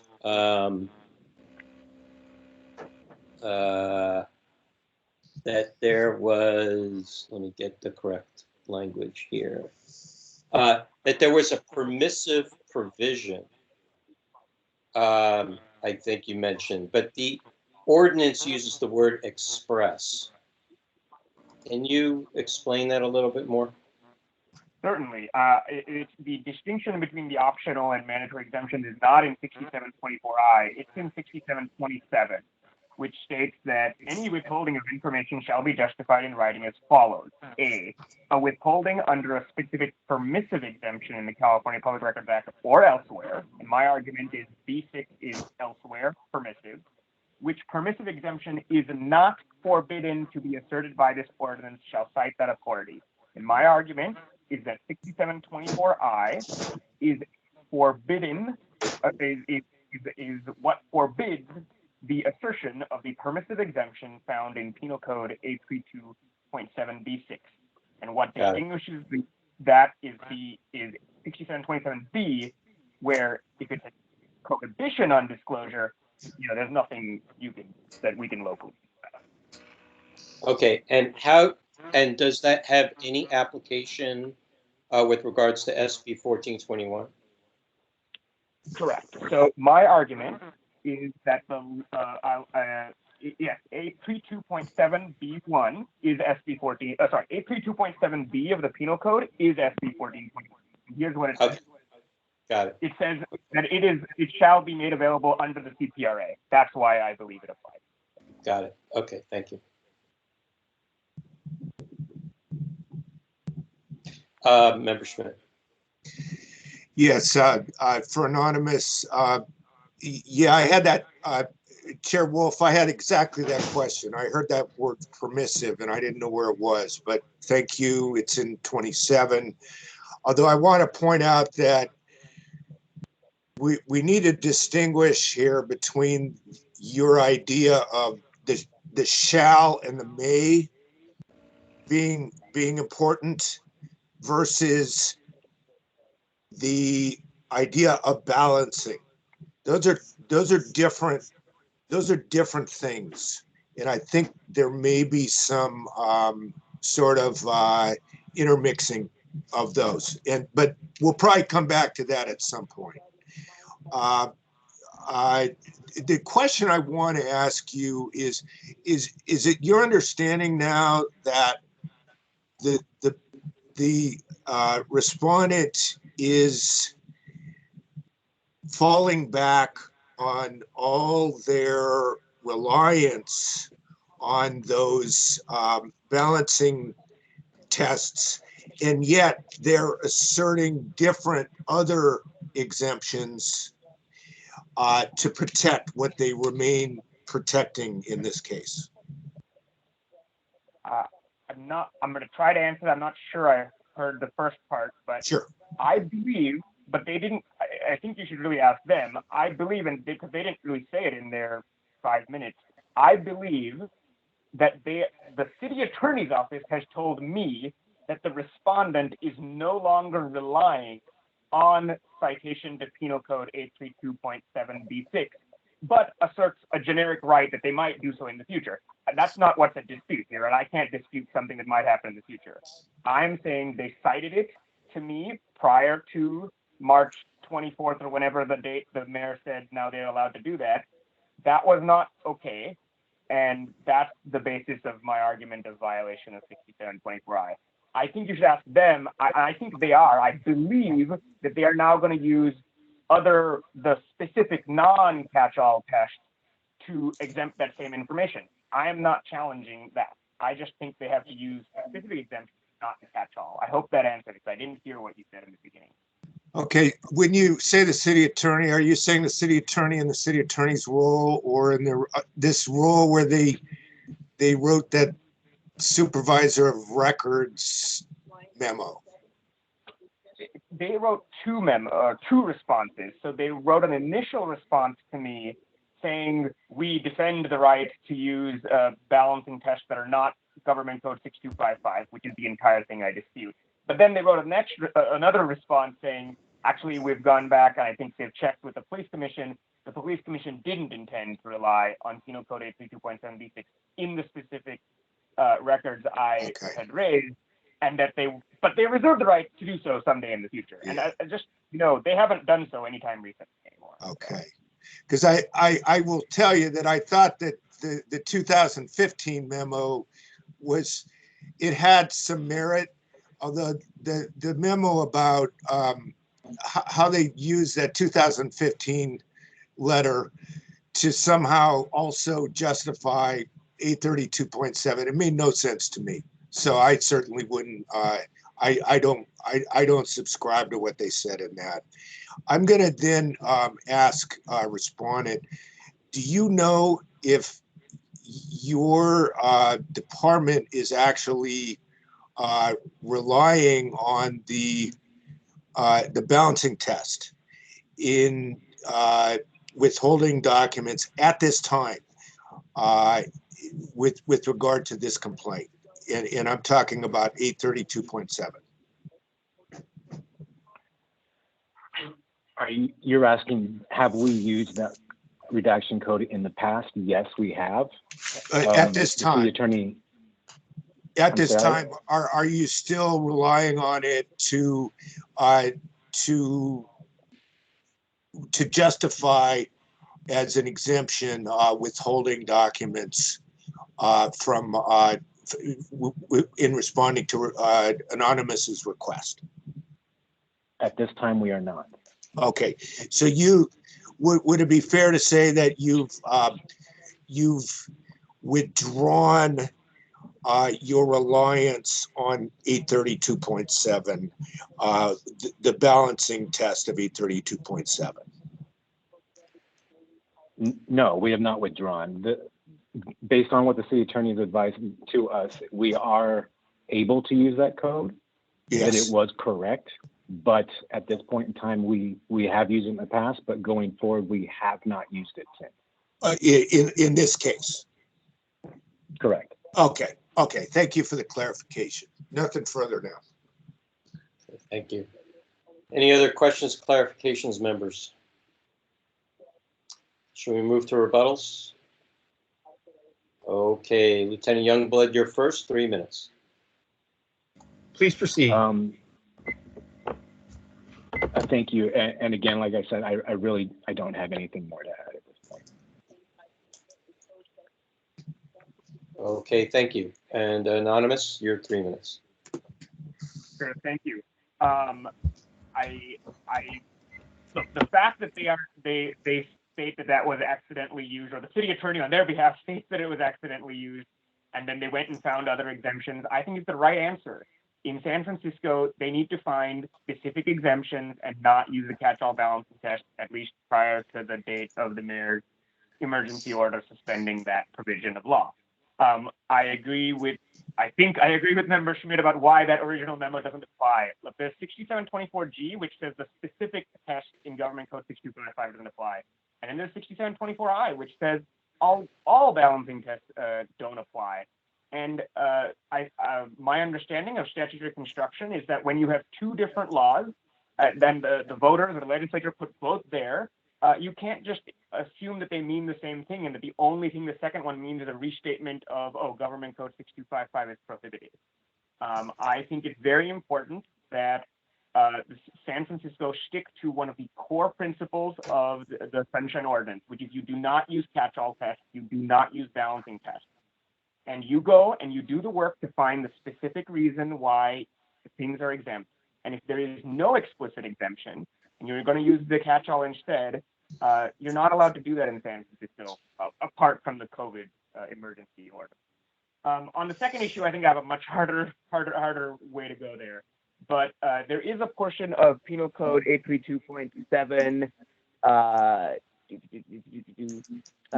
think it's C2 and 3, where the facts of, they don't have to give separate personnel records. but the portions of which are the Chief Scott's personnel records, but the portion of that record that is just a discussion of the facts of what happened here, I think constitutes a quote record relating to an incident, and it's extremely broadly defined in Penal Code 832.7 just what exactly is a record that has to be released. Investigative reports, photographic, audio, and video evidence, transcripts, recordings of interviews. It's very vast, and I think the portion of those sessions where there is no evaluation of Chief Scott, which is just factual about what happened in the SB 1421 incident, should be disclosed. But I also understand I have a much harder way to go on that one. So I would ask you to find a violation of 6724I for the citation. It doesn't matter that they're not using it anymore. They did cite it before I filed a complaint. The citation to the balance of text in Penal Code 832.7B6. And if you agree with me on the latter part as well, 6726 for withholding an entirety those recordings instead of providing the SB 1421 disclosable portion of the records. Thank you very much. Okay, members.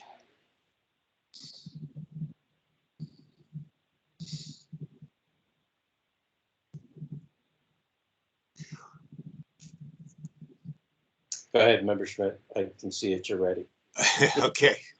Well, I was just going to indicate that I think I would support the first part of the request, but I'm having difficulty in finding that I could support the second part. That's just in my understanding of the intricacies of this thing legally.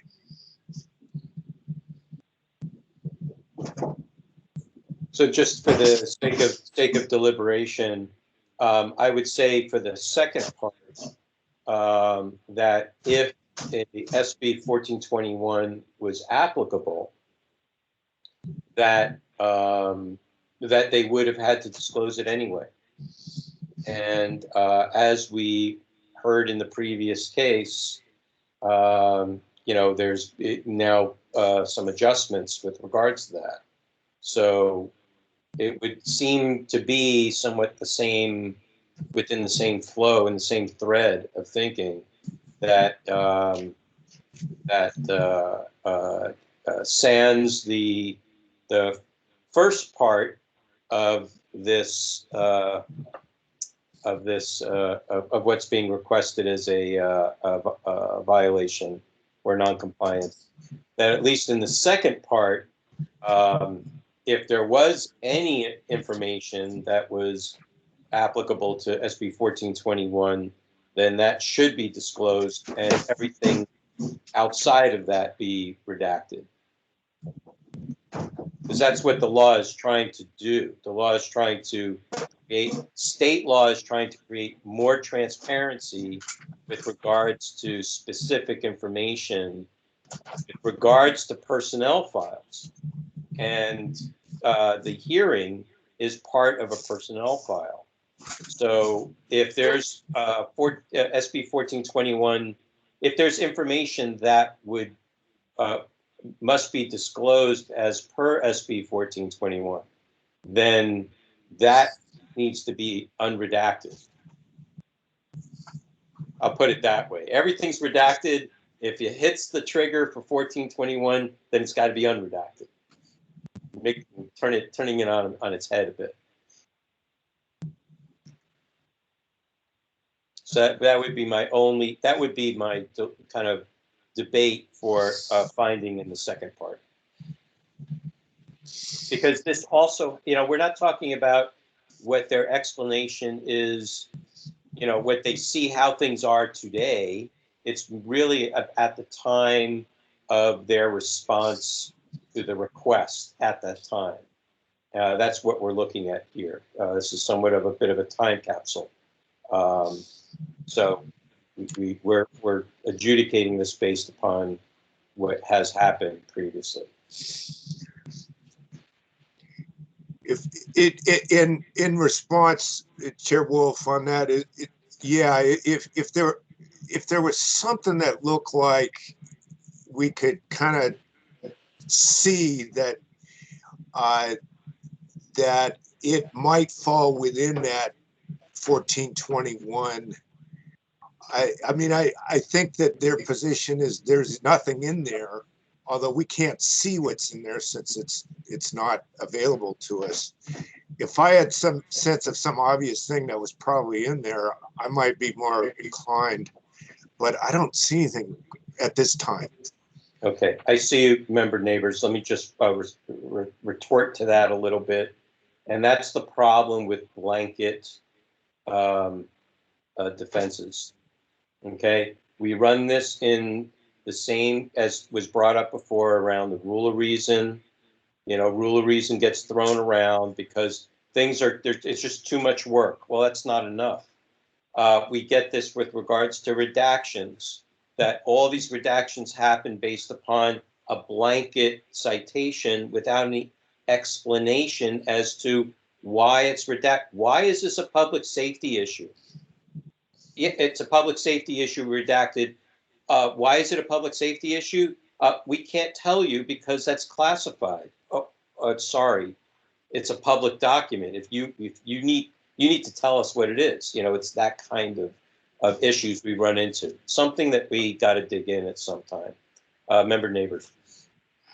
That's basically what I was going to say, and I think that's the, you know, it's not up to the public and it's not up to the petitioner to prove that there's something in the closed session that needs to be discoverable through SB 1421. The policy has to be in place and it has to serve the information of the public. And they have to be responsible to be attentive to it. So I don't think that we get any closer to a solid judgment by trying to mind read what's in that closed session, you know, whether it's applicable or not. I would say then sans a reason from the respondent makes it an unresponsive it makes it unresponsive to our question as to tell us why and how this is not disclosable. And if they're not going to provide that reason, think about if you were in a courtroom and a judge had asked, like, why are you withholding this information? I'm not going to rule in your favor if you're not going to tell me why, based upon your argument, why it should be redacted. You know, we demand the same respect. Okay, and I would say that if we're not going to get a reason, and it's just going to be a blanket statement that we find in violation, and let them, if they think that it's wrong, then we have an appeals process, and they can come back and explain why they think we're wrong. You know, this is a matter of process here, and I think at some point we have to stand by what the ordinance is requiring. Okay, it's like a keyed log with the citation is just enough for a redaction, but it's got to also show why. So you can't just say I'm redacting this passage because it's a matter of public safety. Well, what about it is public safety that you can tell us? There's got to be some kind of general statement, you know, in some way, shape, or form. You know, that shows the travel schedule of the governor. Okay, that's reasonable. We can possibly take that into consideration, but to say nothing is really disrespectful of the law. So I'll stop there. Do you have something else, member neighbors, or you just didn't put your hand up? Okay. Anybody else? My hand. Yeah, sorry. Oh, okay. Is there a motion? Anything else to debate about?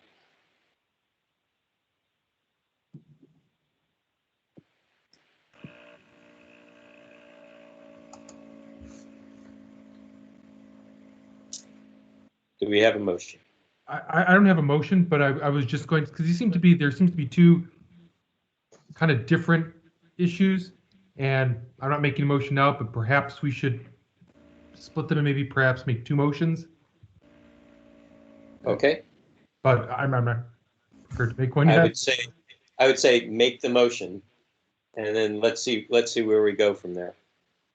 Well, okay, so I'll just to move things along, I will start with the first one and find a violation of 6724I for relying on a permissive reason for redaction or public interest. What is that noise?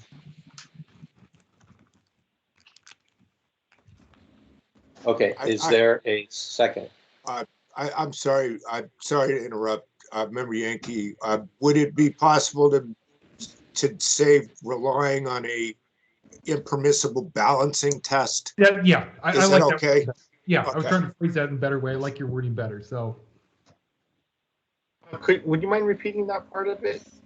By relying on an impermissible balancing test?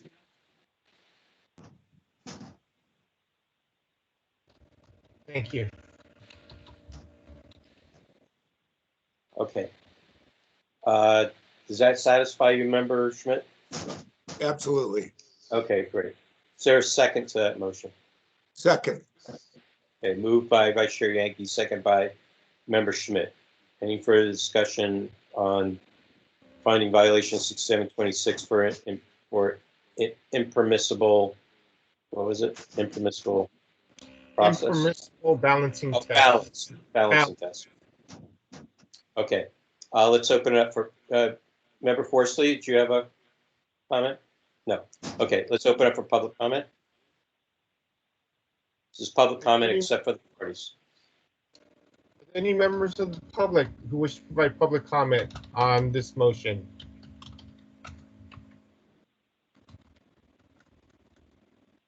I do not hear any response for public comment on this motion.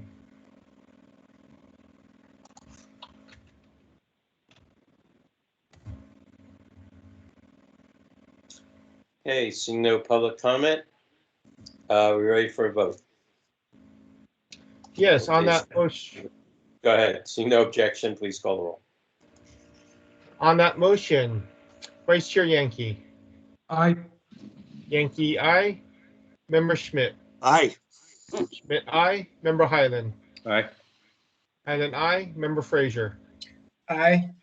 Frazier, aye. Member Forsley. Aye. Forsley, aye. Member Pavaman. Aye.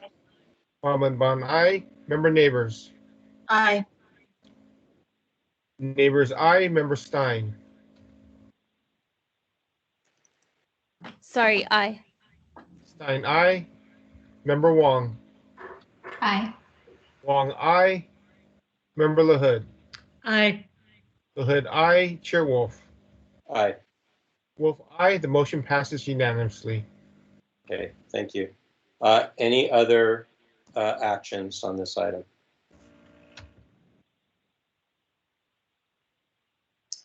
Last call. Okay, seeing none. We will now move on. Please call next item. Agenda is item number 10, file number 19145, complaint filed by Chris Kors against the Police Commission for allegedly violating Administrative Code Section 67.5 and 67.21 by failing to respond to a public records request in a timely and/or complete manner. Okay, I'll read the byline. On January 26, 2021, the Compliance and Amendments Committee moved to refer the matter back to the Sunshine Ordinance Task Force with findings that the recordings of the closed session exist and that while some of them have been produced to the petitioner under the justification of Penal Code 832.7, we, the Sunshine Ordinance Task Force, also find that the records are public under 67.8-1. In addition, the committee, the Compliance and Amendments Committee, makes no judgment except to report these findings under the justification of 832.7A, which the respondent is upholding as justification or withholding the records, and I guess justification of withholding the records, and that the Sunshine Ordinance Task Force should consider Penal Code 832.7B as a test if A actually applies.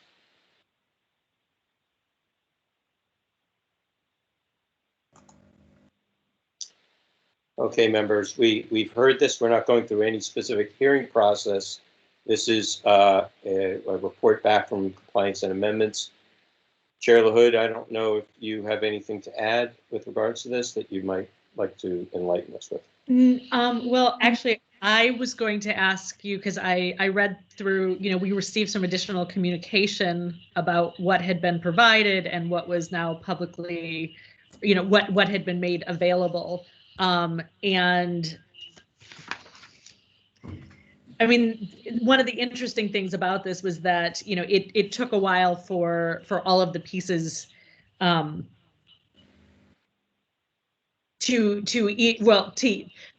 a while we weren't sure if recordings existed for the whole meeting, and now we know that they do, and we determined that they were public.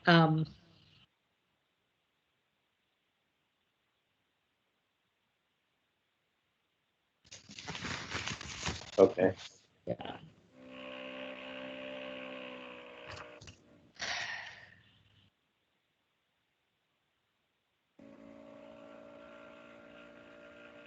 Well, the matter here, okay, let's go with what we got here. Got a hand raised by Member Highland. Go ahead.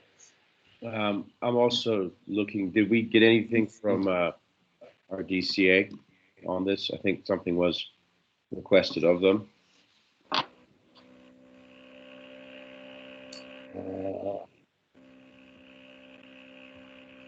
I've looked for that, and no, I haven't seen it. Although I don't know if I need it, but how long can you wait for something like that? Yeah, request the following. DCA Pricewolf to provide advice on this matter prior to the SOTF meeting for discussion of possible disclosures in public. Hold on, let me see if I would have forwarded that to the.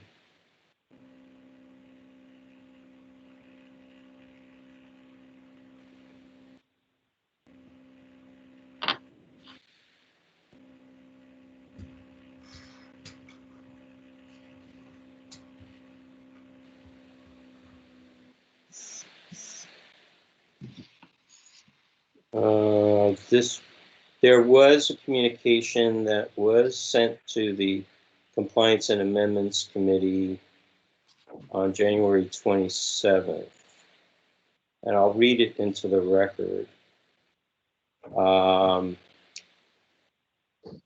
Says that, hi Bruce, thank you very much for your thorough explanation and summary of the meeting yesterday. Looks like the sun was shining at your house at 1:42 a.m. because you were certainly awake at that hour. Sorry for the bad pun. I understand your reasons for disagreeing with the police commission's reliance on the quote pending or anticipated litigation unquote exception for closed meetings in this case. However, I think it is very reasonable for a government entity to assume that in just about every employee discipline hearing, there is a reasonable chance of follow-up litigation. In this instance, even though there might not be a filed lawsuit and the police commission has open quote closed unquote the case, there is still a very real chance the issues underlying the employment termination could be litigated. If the statute of limitations for filing such a lawsuit has run, however, then I think you would have a much better argument that there is no chance of anticipated litigation. So in previous hearings, we have heard from the petitioner, who is the at the center of this case, has said that there is no further litigation, And we've gotten confirmation from the police department that there's no further litigation. So it seems that the, statute of limitations at some point, or there's just no litigation that exists beyond it. So the question now is the matter now considered closed? And if it is closed, that the information could then be released.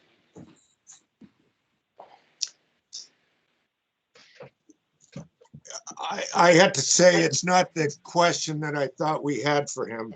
I think he's answering a different question. Okay. What question do you think it was? Whether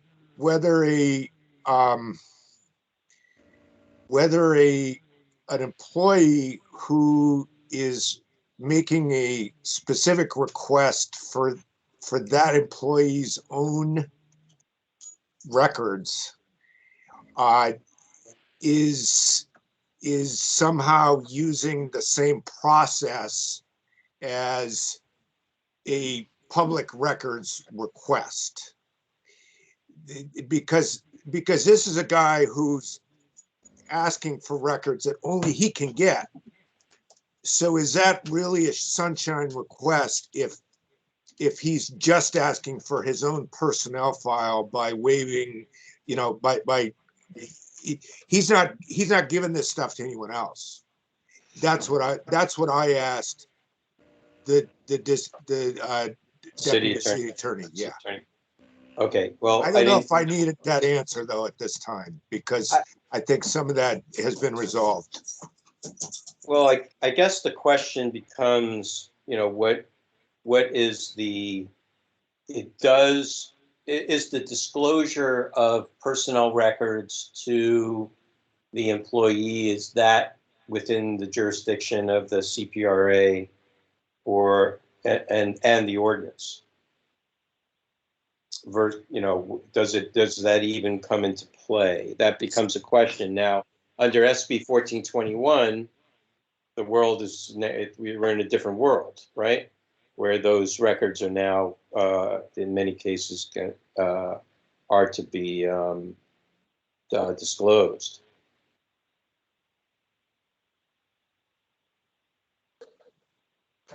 Well, I think this has come down to is really he's talking about this mysterious statement that apparently didn't show up in the transcript. That's one. And then two, he's talking about, I think it's either section 2 or 3 of the hearing where it's closed session and it's deliberations. And I don't know if there's anything else, so I don't know if these legal questions even matter. Those themselves, we had to figure out what do we do about those things. He says that the transcript is wrong and that the city attorney said something, and then he wants the deliberations, which the police is saying, no, you can't have that. I don't know if there's anything else left in the case.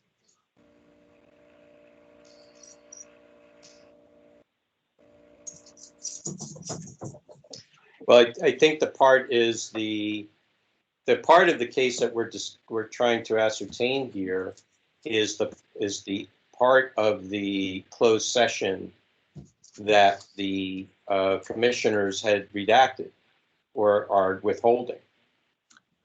Yeah, the deliberations. Right. Yeah. And the question then becomes: is that what's the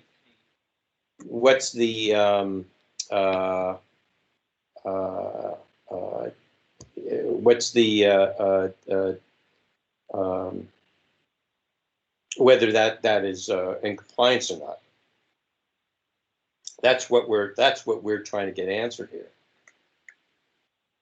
Sure. And the point here is that there's no chance of anticipated litigation, and the matter has been closed, then it can be disclosed.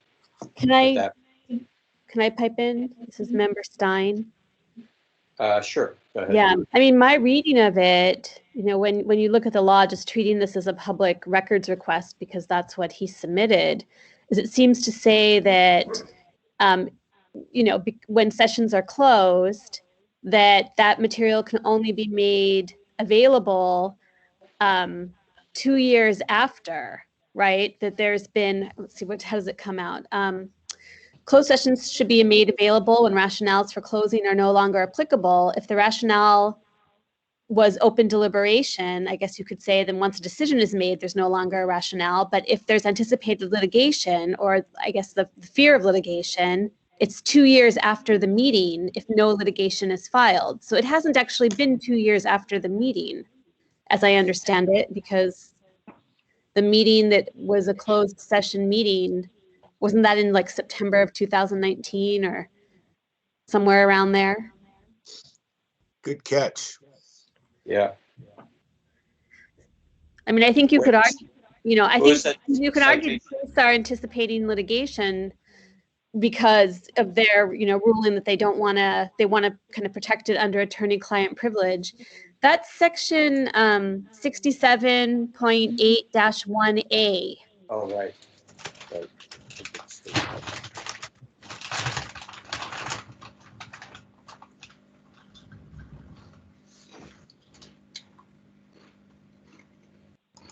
Can I correct the date? Sure.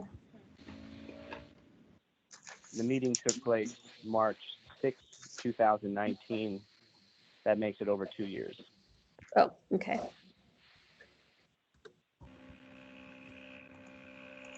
Who is that speaking? The petitioner. Okay, great. Of course.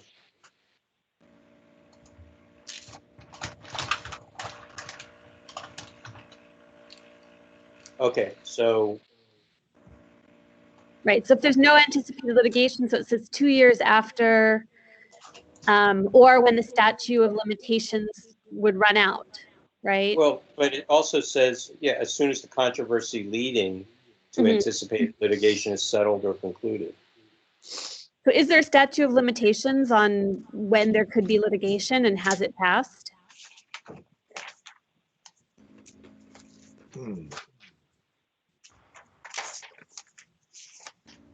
Well, but it only says, but the caveat is if no litigation is filed. So, okay, right. Right, but I think there was another point, I'm looking for it in my notes, but I think there was another point having to do with, or 2 years, or after the statute of limitations is run out, but it's not in that clause.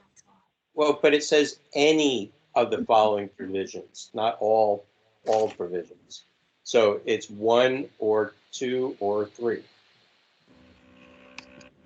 It's either 2 years after the meeting if no litigation is filed, or upon expiration of the statute of limitations for anticipated litigation if no litigation is filed.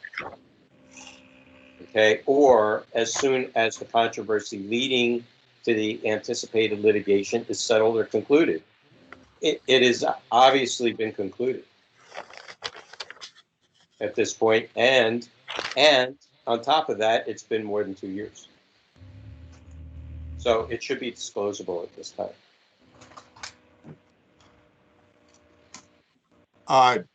What's been concluded? The Litigation? controversy. No, the controversy leading to anticipated litigation. There is no anticipated litigation. So what do you mean? How do you know that? Because both parties that are here have said there's no litigation. But the statute of limitations hasn't run, so he could still file. He could file a lawsuit anytime before the statute of limitations. Yeah, but it says as soon as the controversy leading to anticipated litigation is settled or concluded. That if there is no litigation and the anticipation is over. This is true, actually. I mean, so what was the? Did it say? Oh, sorry. Did it say I missed this if it was in the packet. You know, there is this requirement that the reason for the closed session has to be announced in advance of the closed session, right? And this is basically saying that if the reason announced is this concern about anticipated litigation, that this is what applies, right? So what was it clear? Was there an announcement before the closed session of what the purpose of that closed session was? It was disciplinary action. It wasn't believe. anticipated litigation. So let's add that both parties are here. We can ask them. Yeah, so I would have that question. Can either party answer that before we dive into the records? What was the question again? So the question is before you have a closed session, you have to announce what the reason you're having a closed session is. That could have been that you're discussing a personnel matter, or that could have been that you're discussing something that you anticipate there might be litigation for. Do you know what the purpose of the closed session, what the stated purpose of the closed session was prior to closing the session? I don't know, but I know it wasn't the latter. But I know it wasn't, I just don't know what specifically it was, but I know it wasn't the second part of what you said. I know it wasn't because of anticipated litigation. And this is the petitioner talking. Right, I mean, this should be in the record somewhere of that meeting, but I didn't see it in the notes. And does the police department have anything to say about it? It was for a personnel matter.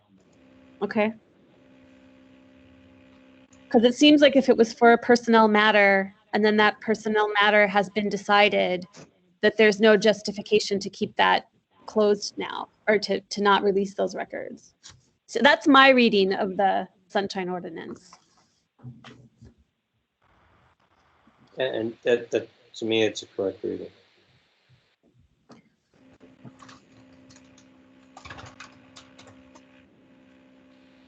Yeah, I don't see any reason for the.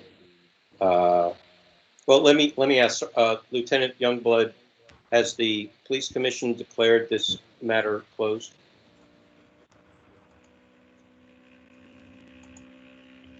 As far as the police commission portion of it, he has been terminated and it is closed with the police commission. Okay, there's our answer right there. But we do have this police resolution on January 13th, 2021, not to waive attorney-client privilege for the audio recording closed sessions of deliberation. But it seems like a after the fact assertion that the reason it was closed was because of attorney-client privilege, but that was not the reason given before the closure, right? Before going into a closed session. Question for respondent. Do you have any thoughts as to whether Mr. Kors might file a lawsuit against a commission arising out of his termination?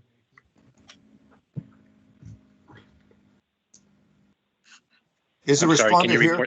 Repeat the question? Yeah. Do you have any sense as to whether Mr. Kors may file a lawsuit, a litigation against your department arising out of the termination of his employment? Not that long ago, I did get a. Not that long ago, there was a settlement that came across the police commission office that Mr. Kors was asking for some type of settlement money. But when I raised that at one of the Sunshine Task Force meetings, he said that was not true. But there was a paper that came across here that he was asking for some sort of money in regards to the situation. Okay, you assume that he would be then signing a release and a settlement agreement and agreeing not to sue if he gets that money. Is that what you're thinking about? I don't know, to tell you the truth. He was asking for money to compensate for something. I don't recall exactly. It's been a while since I've seen the paper. Okay, got it. All right.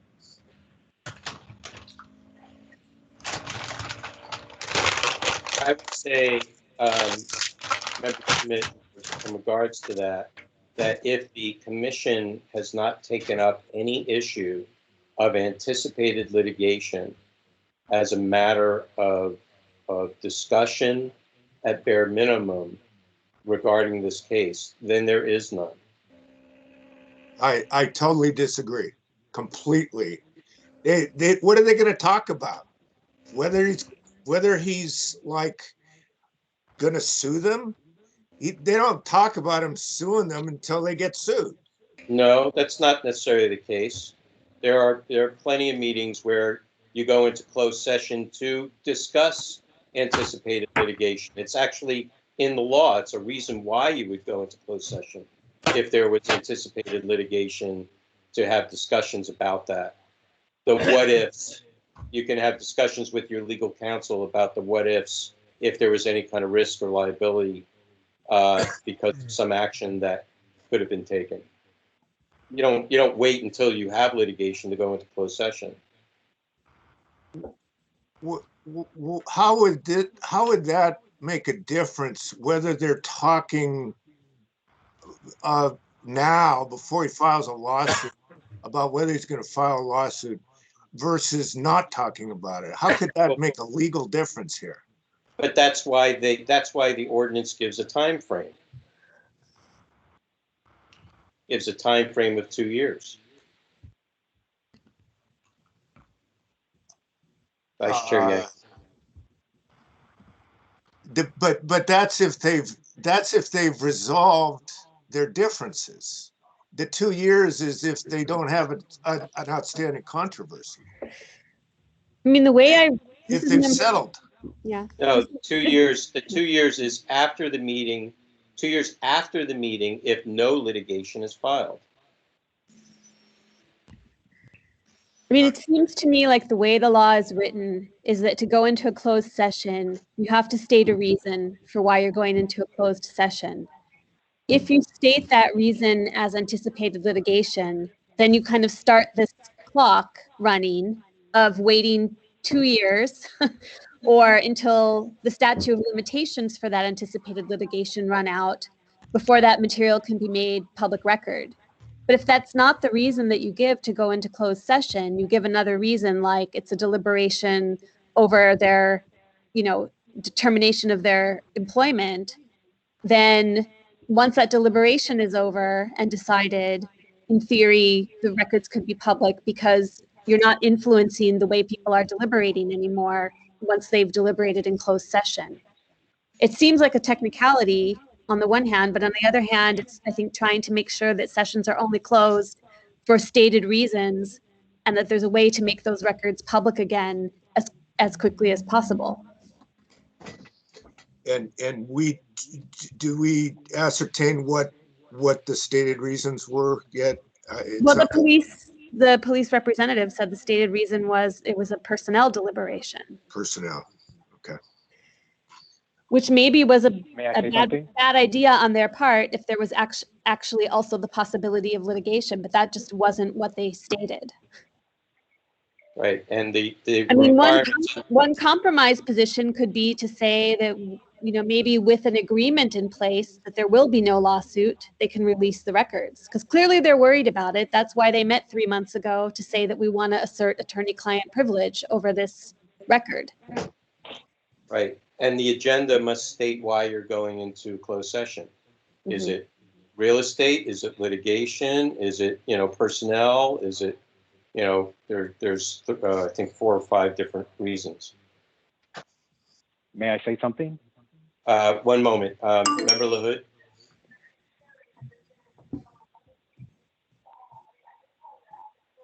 Yeah, so it sounds like from my reading of the ordinance, it's not that it has to be kept. I mean, we're past the 2-year mark as it is. So if there's not a reason and we're past the 2-year mark, it seems as though it should be open. It should be disclosable at this point. I'm hearing some background noise. But. He's in his commission meeting. Oh, sorry. That's what you're hearing. Unless unless people are arguing otherwise, since there's not currently a reason and we're past 2 years, that at this point it should be opened up. Well, that's if there's no there's no controversy, right? Isn't that the wording? Like 2 years if there's no controversy. No. Here's the exact wording. Is that 2 years after the meeting, if no litigation is filed, or upon expiration of the statute of limitations for the anticipated litigation, if no litigation is filed, as soon as the controversy leading to anticipated litigation is settled or concluded. You know, the problem is they didn't say anticipated litigation is why they were going into closed session. It's kind of a technicality, but because they didn't say that, it could open them up to, you know, still being sued and having given this important piece of evidence because it wasn't their stated reason for closing the session.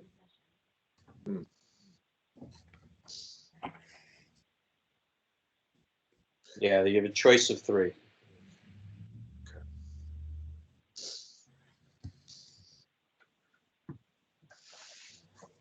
So the question here is should they release the information at this point? And I think they should. Right, because it says any of the following provisions. That's right.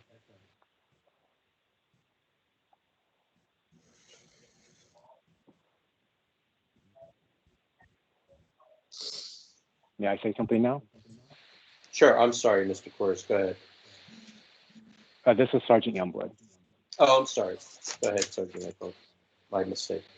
So it was stated before we went into closed session that the reason we were going into closed session was because it was a personnel matter. It does not meet any of the SB 1421 categories because this was released as a personnel record, not as a public records request. It was released only to Mr. Kors the day that he asked for it. We did not give him the deliberations, and that is what the commission voted on recently for the resolution not to disclose. The reason it was put onto the agenda was because of everything that was going on at the Sunshine Task Force. I asked Commissioner Elias, who handled this particular case.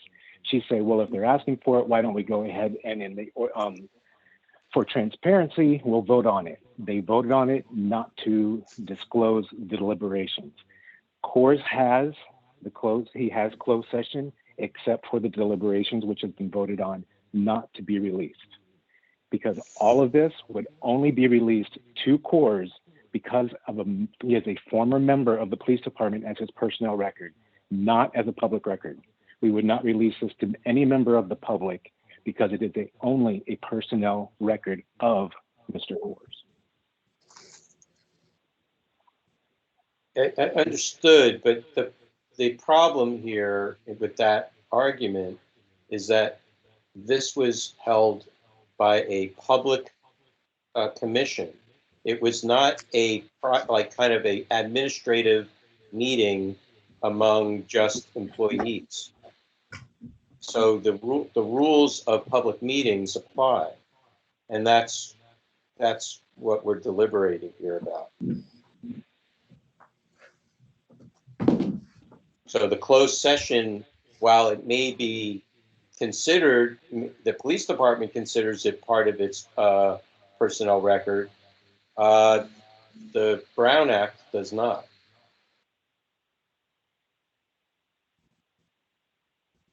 It only matters. Go ahead. But 832.7 considers it not releasable.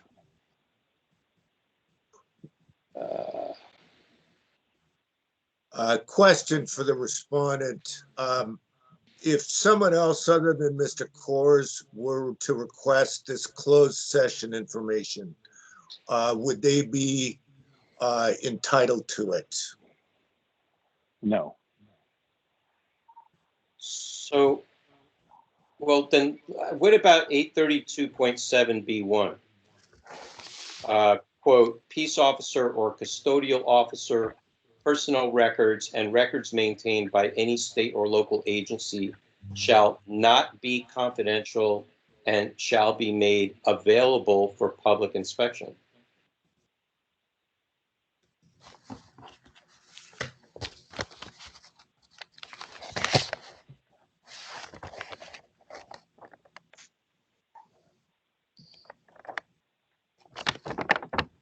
What is that part of? That's in 832, this is the penal code, 832.7 B1. If you're referring to SB 1421, that only pertains to if they're one of the four categories, which would be an officer involved shooting, lying, and then the other two. I'm sorry, I'm multitasking too much to think about what the other two are, but it doesn't fall under the four categories of SB 1421. Yeah, there's a lot more to it than just what you just read, Chair. Okay. There's exceptions within exceptions, and exemptions within exemptions on this. It's a mess. Can I make a comment on this? Who's speaking? The petitioner. Yeah, sure. Mr. Burrows, go ahead.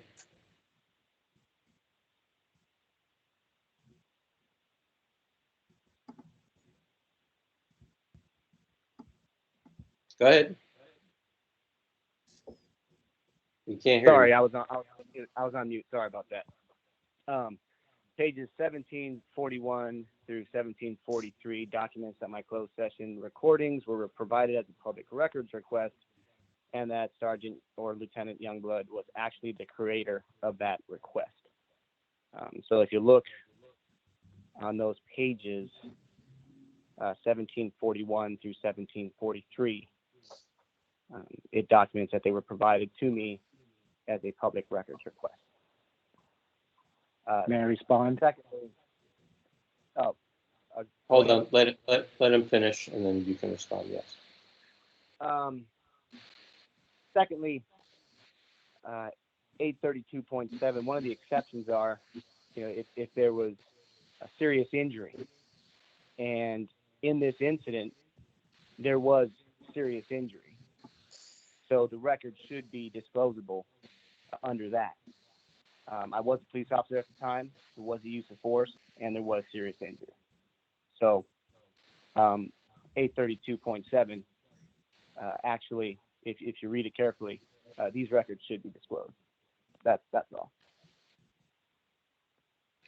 Right, 832.7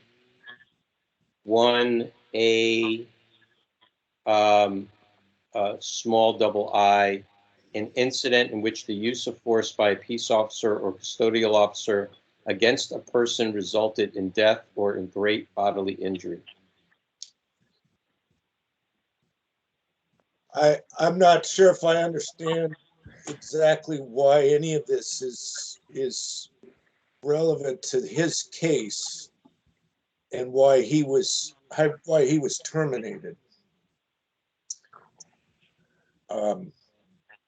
I think he was off duty.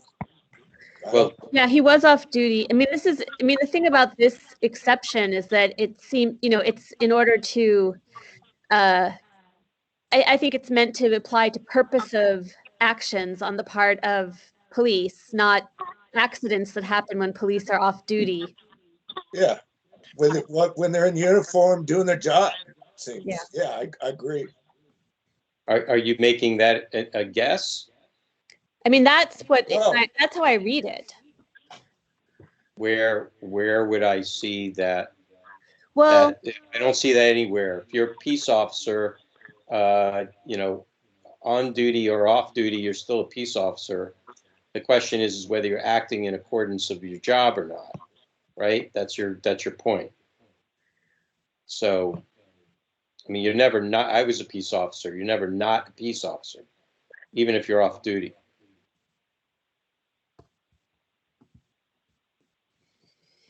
Well, you.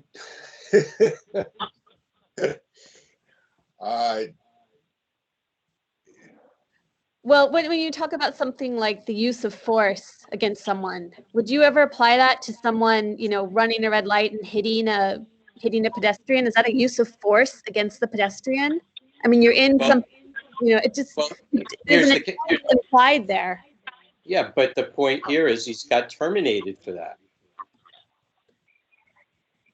He got brought up on charges and got terminated for it. I would say the purpose of the entire AB 1421 has nothing to do with what he does on his personal time.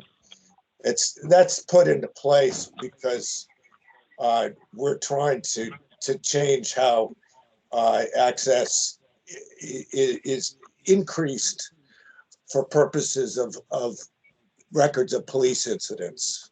Okay, I can be convinced. That would be my argument. May I respond to a few things? Who's speaking? Sergeant Youngblood. Sure.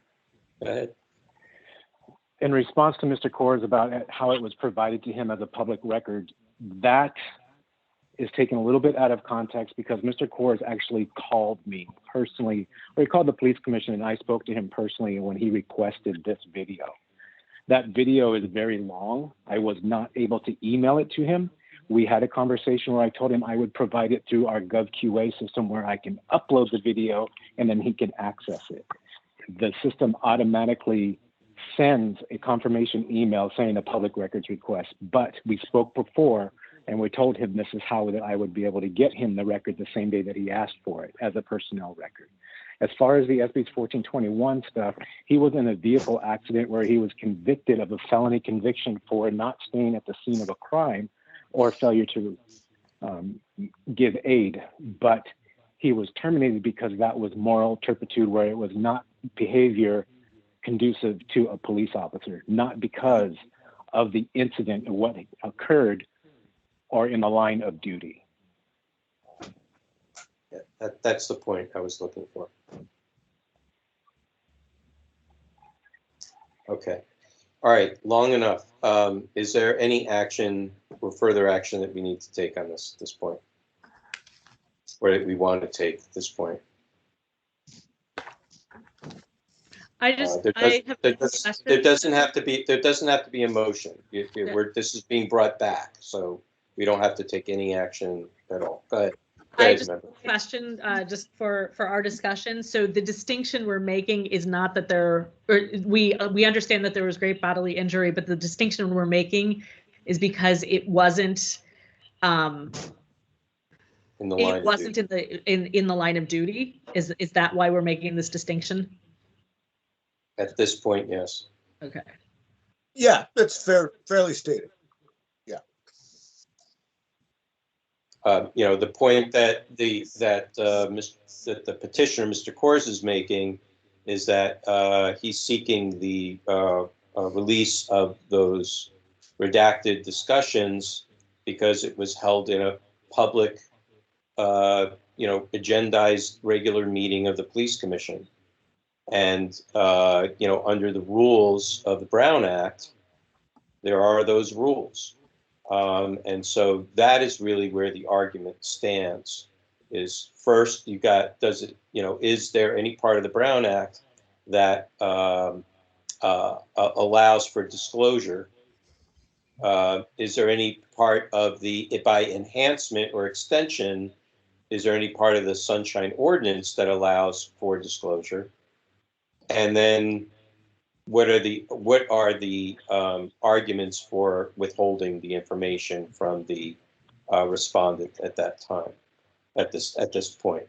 So the points around using SB 1421 doesn't apply because that is it seems to be somewhat of agreement among all of us that and it seems to be from legal counsel too that it's not applicable because this was not in the course of in the line of duty, and SB 1421 is meant for that. Outside of that, we then drop back down to this is a public meeting for personnel disciplinary matter, and what is disclosable under that? Everything else has been disclosed except for the discussion in closed session. Now, some of the closed session has been released, but this one particular section is not.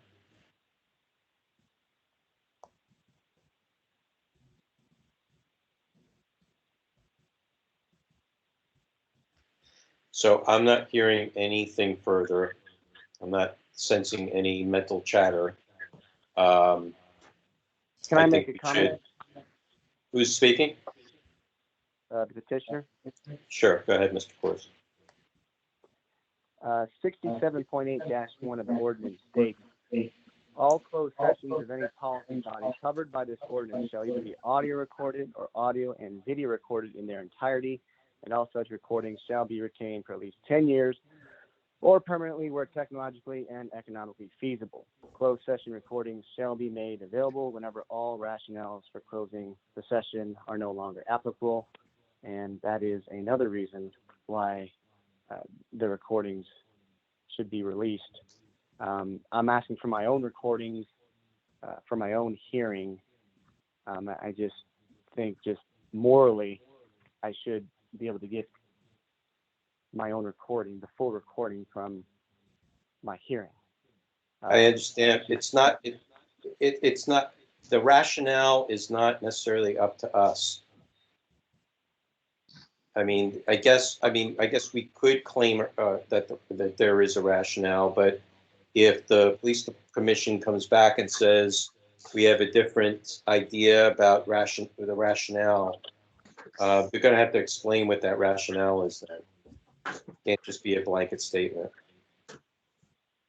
Okay. And the second part is 832.7, the exception. It really never does state that an officer has to be on duty. It never states that. It just Right, but the spirit of that whole law is to provide police accountability, and to, in situations where there's been serious harm to people, you know, intentionally by police, that we know why.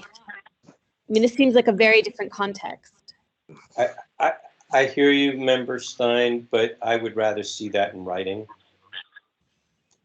This is a very important law, and I would rather not guess that is what it is. I mean, we deal with the law here, so I'm not trying to make this an admonishment, but I think that if we're going to make some claims about that, either there is no written explanation of that and we're forced to interpret it, or there is some written explanation of that that can guide us. But I'm sure there is. I just haven't read it. Like, I'm sure there is lots of explanation of the intent behind the law, but you're right. I should not assume since I have not read it. Well, assuming, let's go back. Let's just deal with what's in front of us. For 67.8-1, Lieutenant Youngblood, let me ask you, I mean, is there any rationale for continuing to hold the redacted portion of the audio just for Mr. Kors? Doesn't have to be, you don't have to make it public. What about just for his own purposes? You've given him everything else at this point.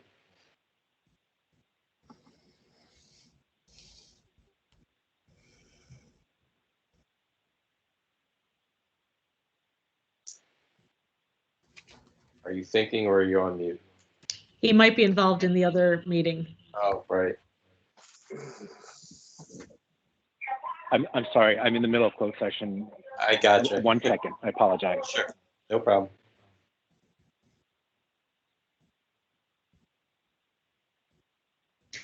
While we're waiting, can I say something, or should I wait? I'll wait. Okay.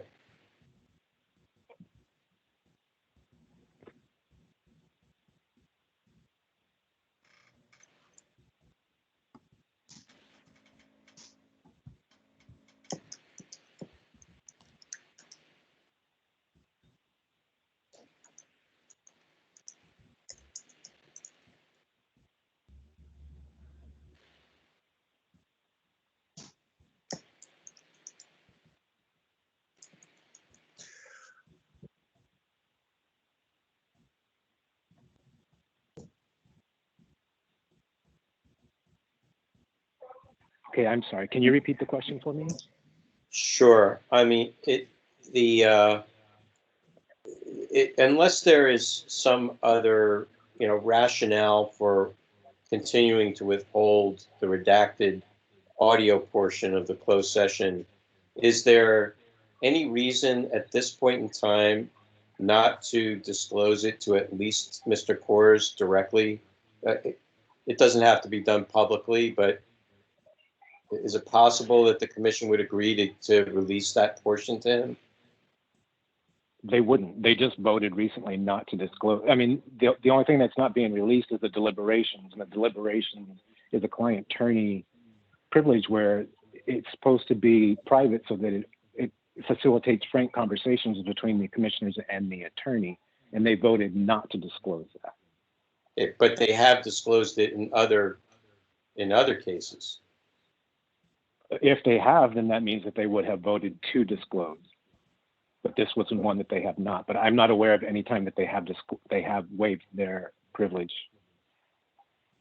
We have it on the record that you have mentioned that they have done that before in the past. I don't think so, but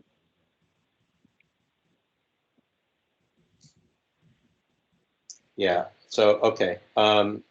If they have a formal vote on that? They had a formal vote. Okay. And how long ago was that? I believe it was one of your members said the date. I believe it was February 2021, something like that. Of January, this year? February. Of Correct. this year? Okay, great. Yes. Okay. A month or two ago, yeah. Right. Okay. All right, members. What do you want to do? I'll make one more comment. I'll put a motion on the table just for the heck of it. I don't know if I'll get any seconds, et cetera, but just that we find no violation in the case. That's my motion.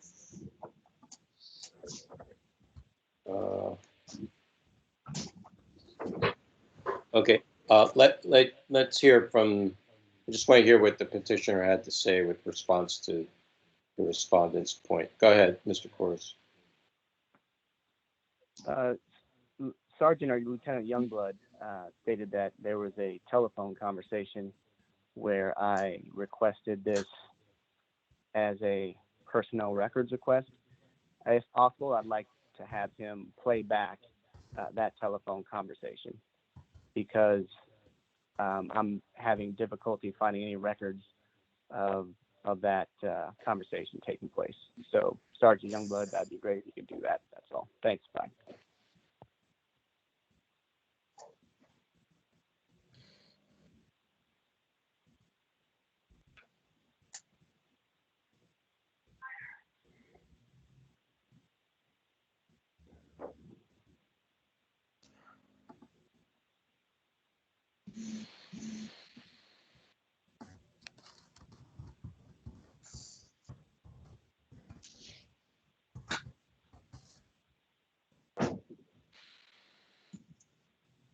Lieutenant Youngblood, are you there? That's okay if you're. Yes, I'm here. Working on the other thing.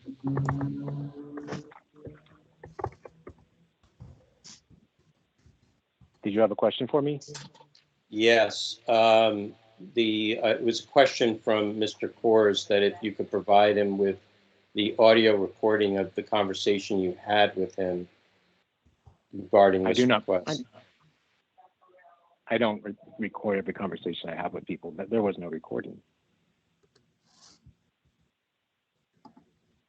Okay, thank you. All right, members. Did you want to complete your motion, Member Schmidt? Well,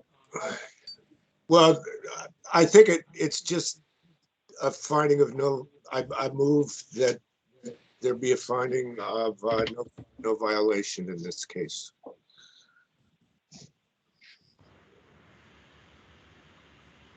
Is there a second? Quick question. This is Vice Chair Yankee. Did we previously find a violation or not violation? I'm not sure we're at the finding or not finding a violation stage of this. I'm trying to find that.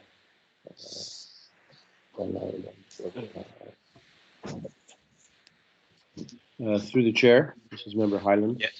Yes. I'm wondering if we could try it another way and try and cite something and try and find violation and vote on that. For instance, 37.8-1 to have, continuous recording in closed session. I think that's something we discussed that might be approaching a violation. But I think we determined the whole thing was recorded. It was, but it wasn't. Well, yeah, I'm trying to read back over the history about there were gaps in what was provided to him. Was it provided? It comes out. It was redacted. Yeah, it comes out subsequently that the whole thing was recorded, that he did not know that there was a section that was redacted exactly because it was closed session. And he was not part of that closed session because it was deliberating over, his termination. Yeah, fair enough. Thank you. Yeah, we took no action on this except to continue it. So I think we're reaching kind of the end of it at this point. I would say, look, we have a reconsideration process.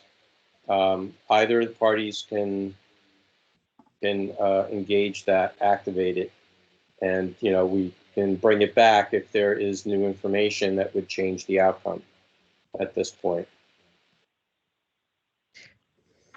Can I say one thing? I'm still a little bit concerned about 832.7 not only applying to things that happen on duty, because it's not entirely clear to me. And if anyone can point to anything in this that shows that is definitely true, I would like to know where that is.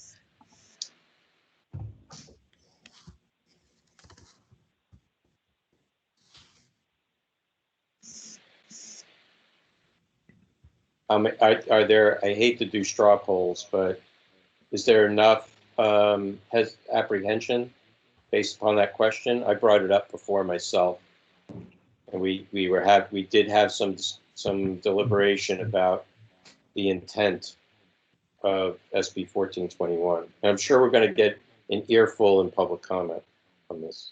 Can I just say the only place where on duty is mentioned in that act is under the clause about sexual assault.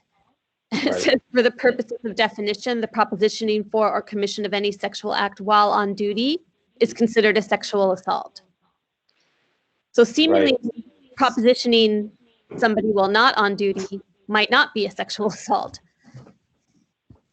Yeah, but that can be interpreted, I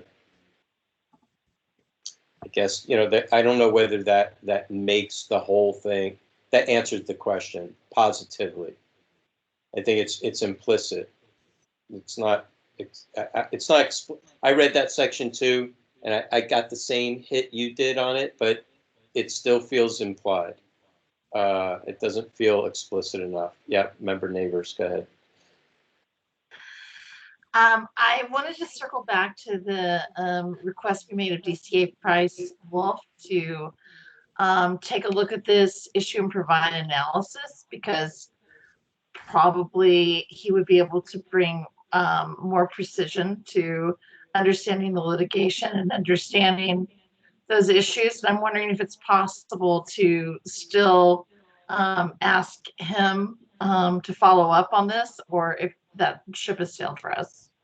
Well, like I said, and I can send it. I believe this did get sent. Let's see who it got sent to. It got sent to at that time, Chair LaHood, member Wong, myself, and the administrator. I thought maybe it got sent out to everyone, but I'll have to, I can't dig any deeper at this moment. But yeah, it's up to you if you want legal counsel to dive into it again. But you're going to have to come with very specific questions for them to answer. Well, it wouldn't be again because it hasn't happened yet, right? That analysis wasn't provided previously. Well, the analysis, he did provide what I read into the record. That was his analysis. Now, if you're looking for more researched analysis in that way, we haven't been getting that. So unless you want to order it, you're going to have to provide, really clear questions that you want them to research. I mean, I guess the one other thing I would raise, can I just say, is that in section 1A, where it talks about, the sort of foundations of this legislation, they talk about, the use of the police officer's use of authority, and whether they're using their authority in a way that, involves misconduct or not. And I would say that maybe when you're a police officer, you're always a police officer, but I don't think an off-duty police officer is using their authority in the actions that they're taking. This is Member Wong. I agree with Member Stein. I was actually going to point that out, that portion of the law specifically, and that's also how I read it. I don't know what else to say about that. Forgive me. Could you repeat that? I was looking for. Could you just repeat that? Section 1. It's like the very first clause, really, are one of the first clauses of this law. Section 1A. It sort of gives the foundations of the law. It says the legislature finds and declares all of the following. Peace officers help to provide one of our state's most fundamental government services. To empower peace officers to fulfill their mission, the people of California vest them with extraordinary authority, the powers to detain, search, arrest, and use deadly force. Our society depends on peace officers' faithful exercise of that authority. Misuse of authority can lead to grave constitutional violations. So the question is someone exercising their authority as a police officer when they, run a red light and accidentally hit someone? I think that's a stretch. Thank you. Here's another question you might want to consider is the deliberations of a disciplinary hearing part and parcel to a personnel record? And then if it is, and they redact, whether it's in writing or verbal or video, or it doesn't matter, if they redact a certain portion of it and claim it as attorney-client privilege, then what? Is attorney-client privilege applicable under any of the law, whether it's the Brown Act and Sunshine Ordinance or SB 1421? Because SB 1421 and the intent of it, and you can read it right from the legislation itself, requires certain peace officer or custodial officer personnel records and records relating to specified incidents, complaints, and investigations involving peace officers and custodial officers to be made available for public inspection pursuant to the California Public Records Act. That's the intent of the law. And the rest of the language just specifies a scope of which are to be redacted parts and which are not to be redacted parts. And the redacted parts are mostly about personal information, like their home address or their personal email address, their phone numbers, things like that. Go ahead, Member Stein. Member Wong, did you have your hand up? Go ahead. And then Member Stein can come back in. I was just going to respond to Member Neighbors. I mean, we do have the email from DCA Price Wolf, and I don't know if it makes sense to forward that to the members currently. I read it into the record, so why not?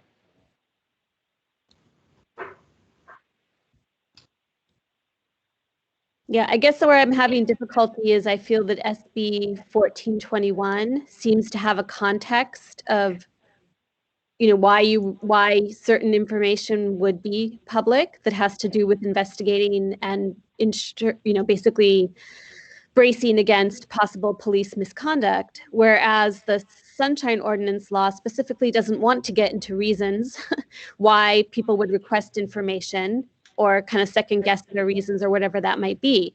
But certainly if we're talking about just releasing a record to a person for their own personal files, that's not really a public release either. We're not making that information available to everyone to investigate police misconduct.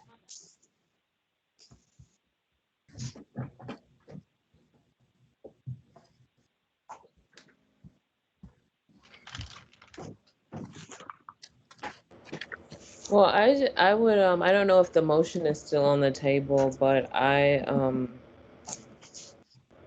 could second Member Schmidt's motion. Well, one additional thing I will add is under the California Public Records Act and the Sunshine Ordinance, and even under Prop 59, it requires broad interpretation for access, public access, and narrow interpretation of exemptions. So,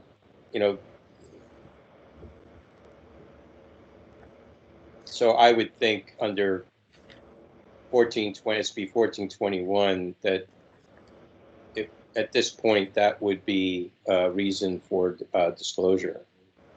Now the question is the only other thing that comes up for me is that whether there's something special about deliberations of disciplinary action that is described differently. So I don't know. I'm apprehensive to close the case.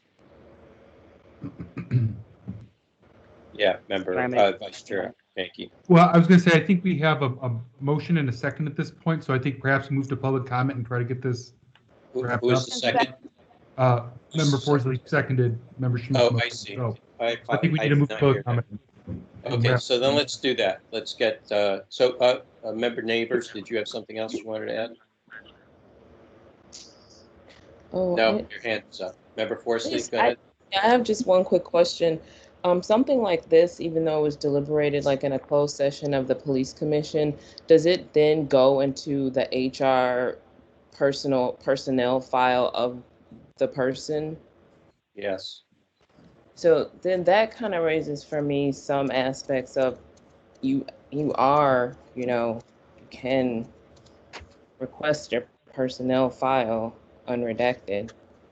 And that's why I asked Sergeant Youngblood if he would actually release the information directly to Mr. Kors now that the whole thing is over. So the deliberations wouldn't go into his personnel file yet. They might later. Well, but the commission voted not to release them at all. I haven't seen that resolution, but that's what it sounded like from Sergeant Youngblood. That they voted not to release them. Yeah, it was. Member Forsley just asked a question about whether this would go into the personnel file, and Chair Wolf said it sounded like you said yes, and I was saying no. I don't think it would go into his personnel file. The other stuff that he already has goes into his personnel file, but he can't see these deliberations right now. I don't think. Member LaHood? It's my understanding that employers can keep investigation files that are separate from personnel files. I don't know. Okay, and I'm getting some nods here too. I would assume that the deliberations would go into an investigation file and not the personnel file, which is available to the employee. Well, we don't know. You're You're speculating. I am speculating, except that I know it is possible that it would not go into the personnel file. But you don't have any confirmation of that.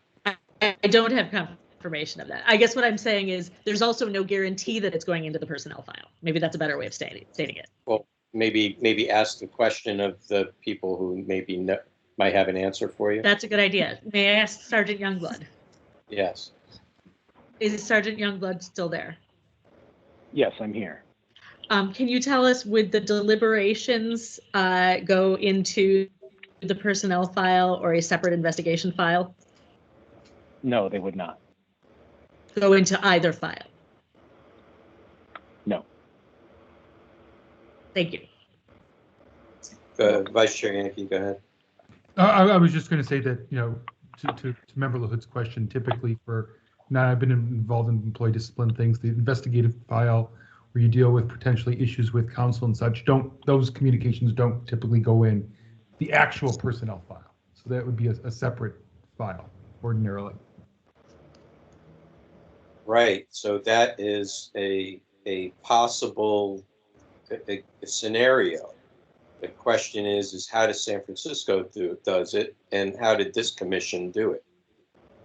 We just got a confirmation from Lieutenant Youngblood that it went into neither an investigative file. In a second, you gotta vote. Please do not interrupt the meeting. We do not have to vote. We can continue deliberations. That's how parliamentary procedure works.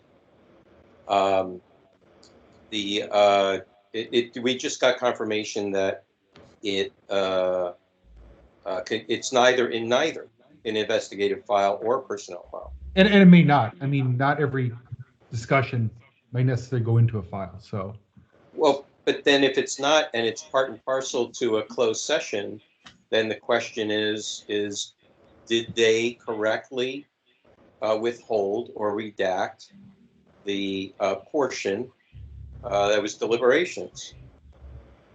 And frankly, if it was a redaction on a piece of paper, we're going to hear from our friends in public comment that where's the keyed log, citing the appropriate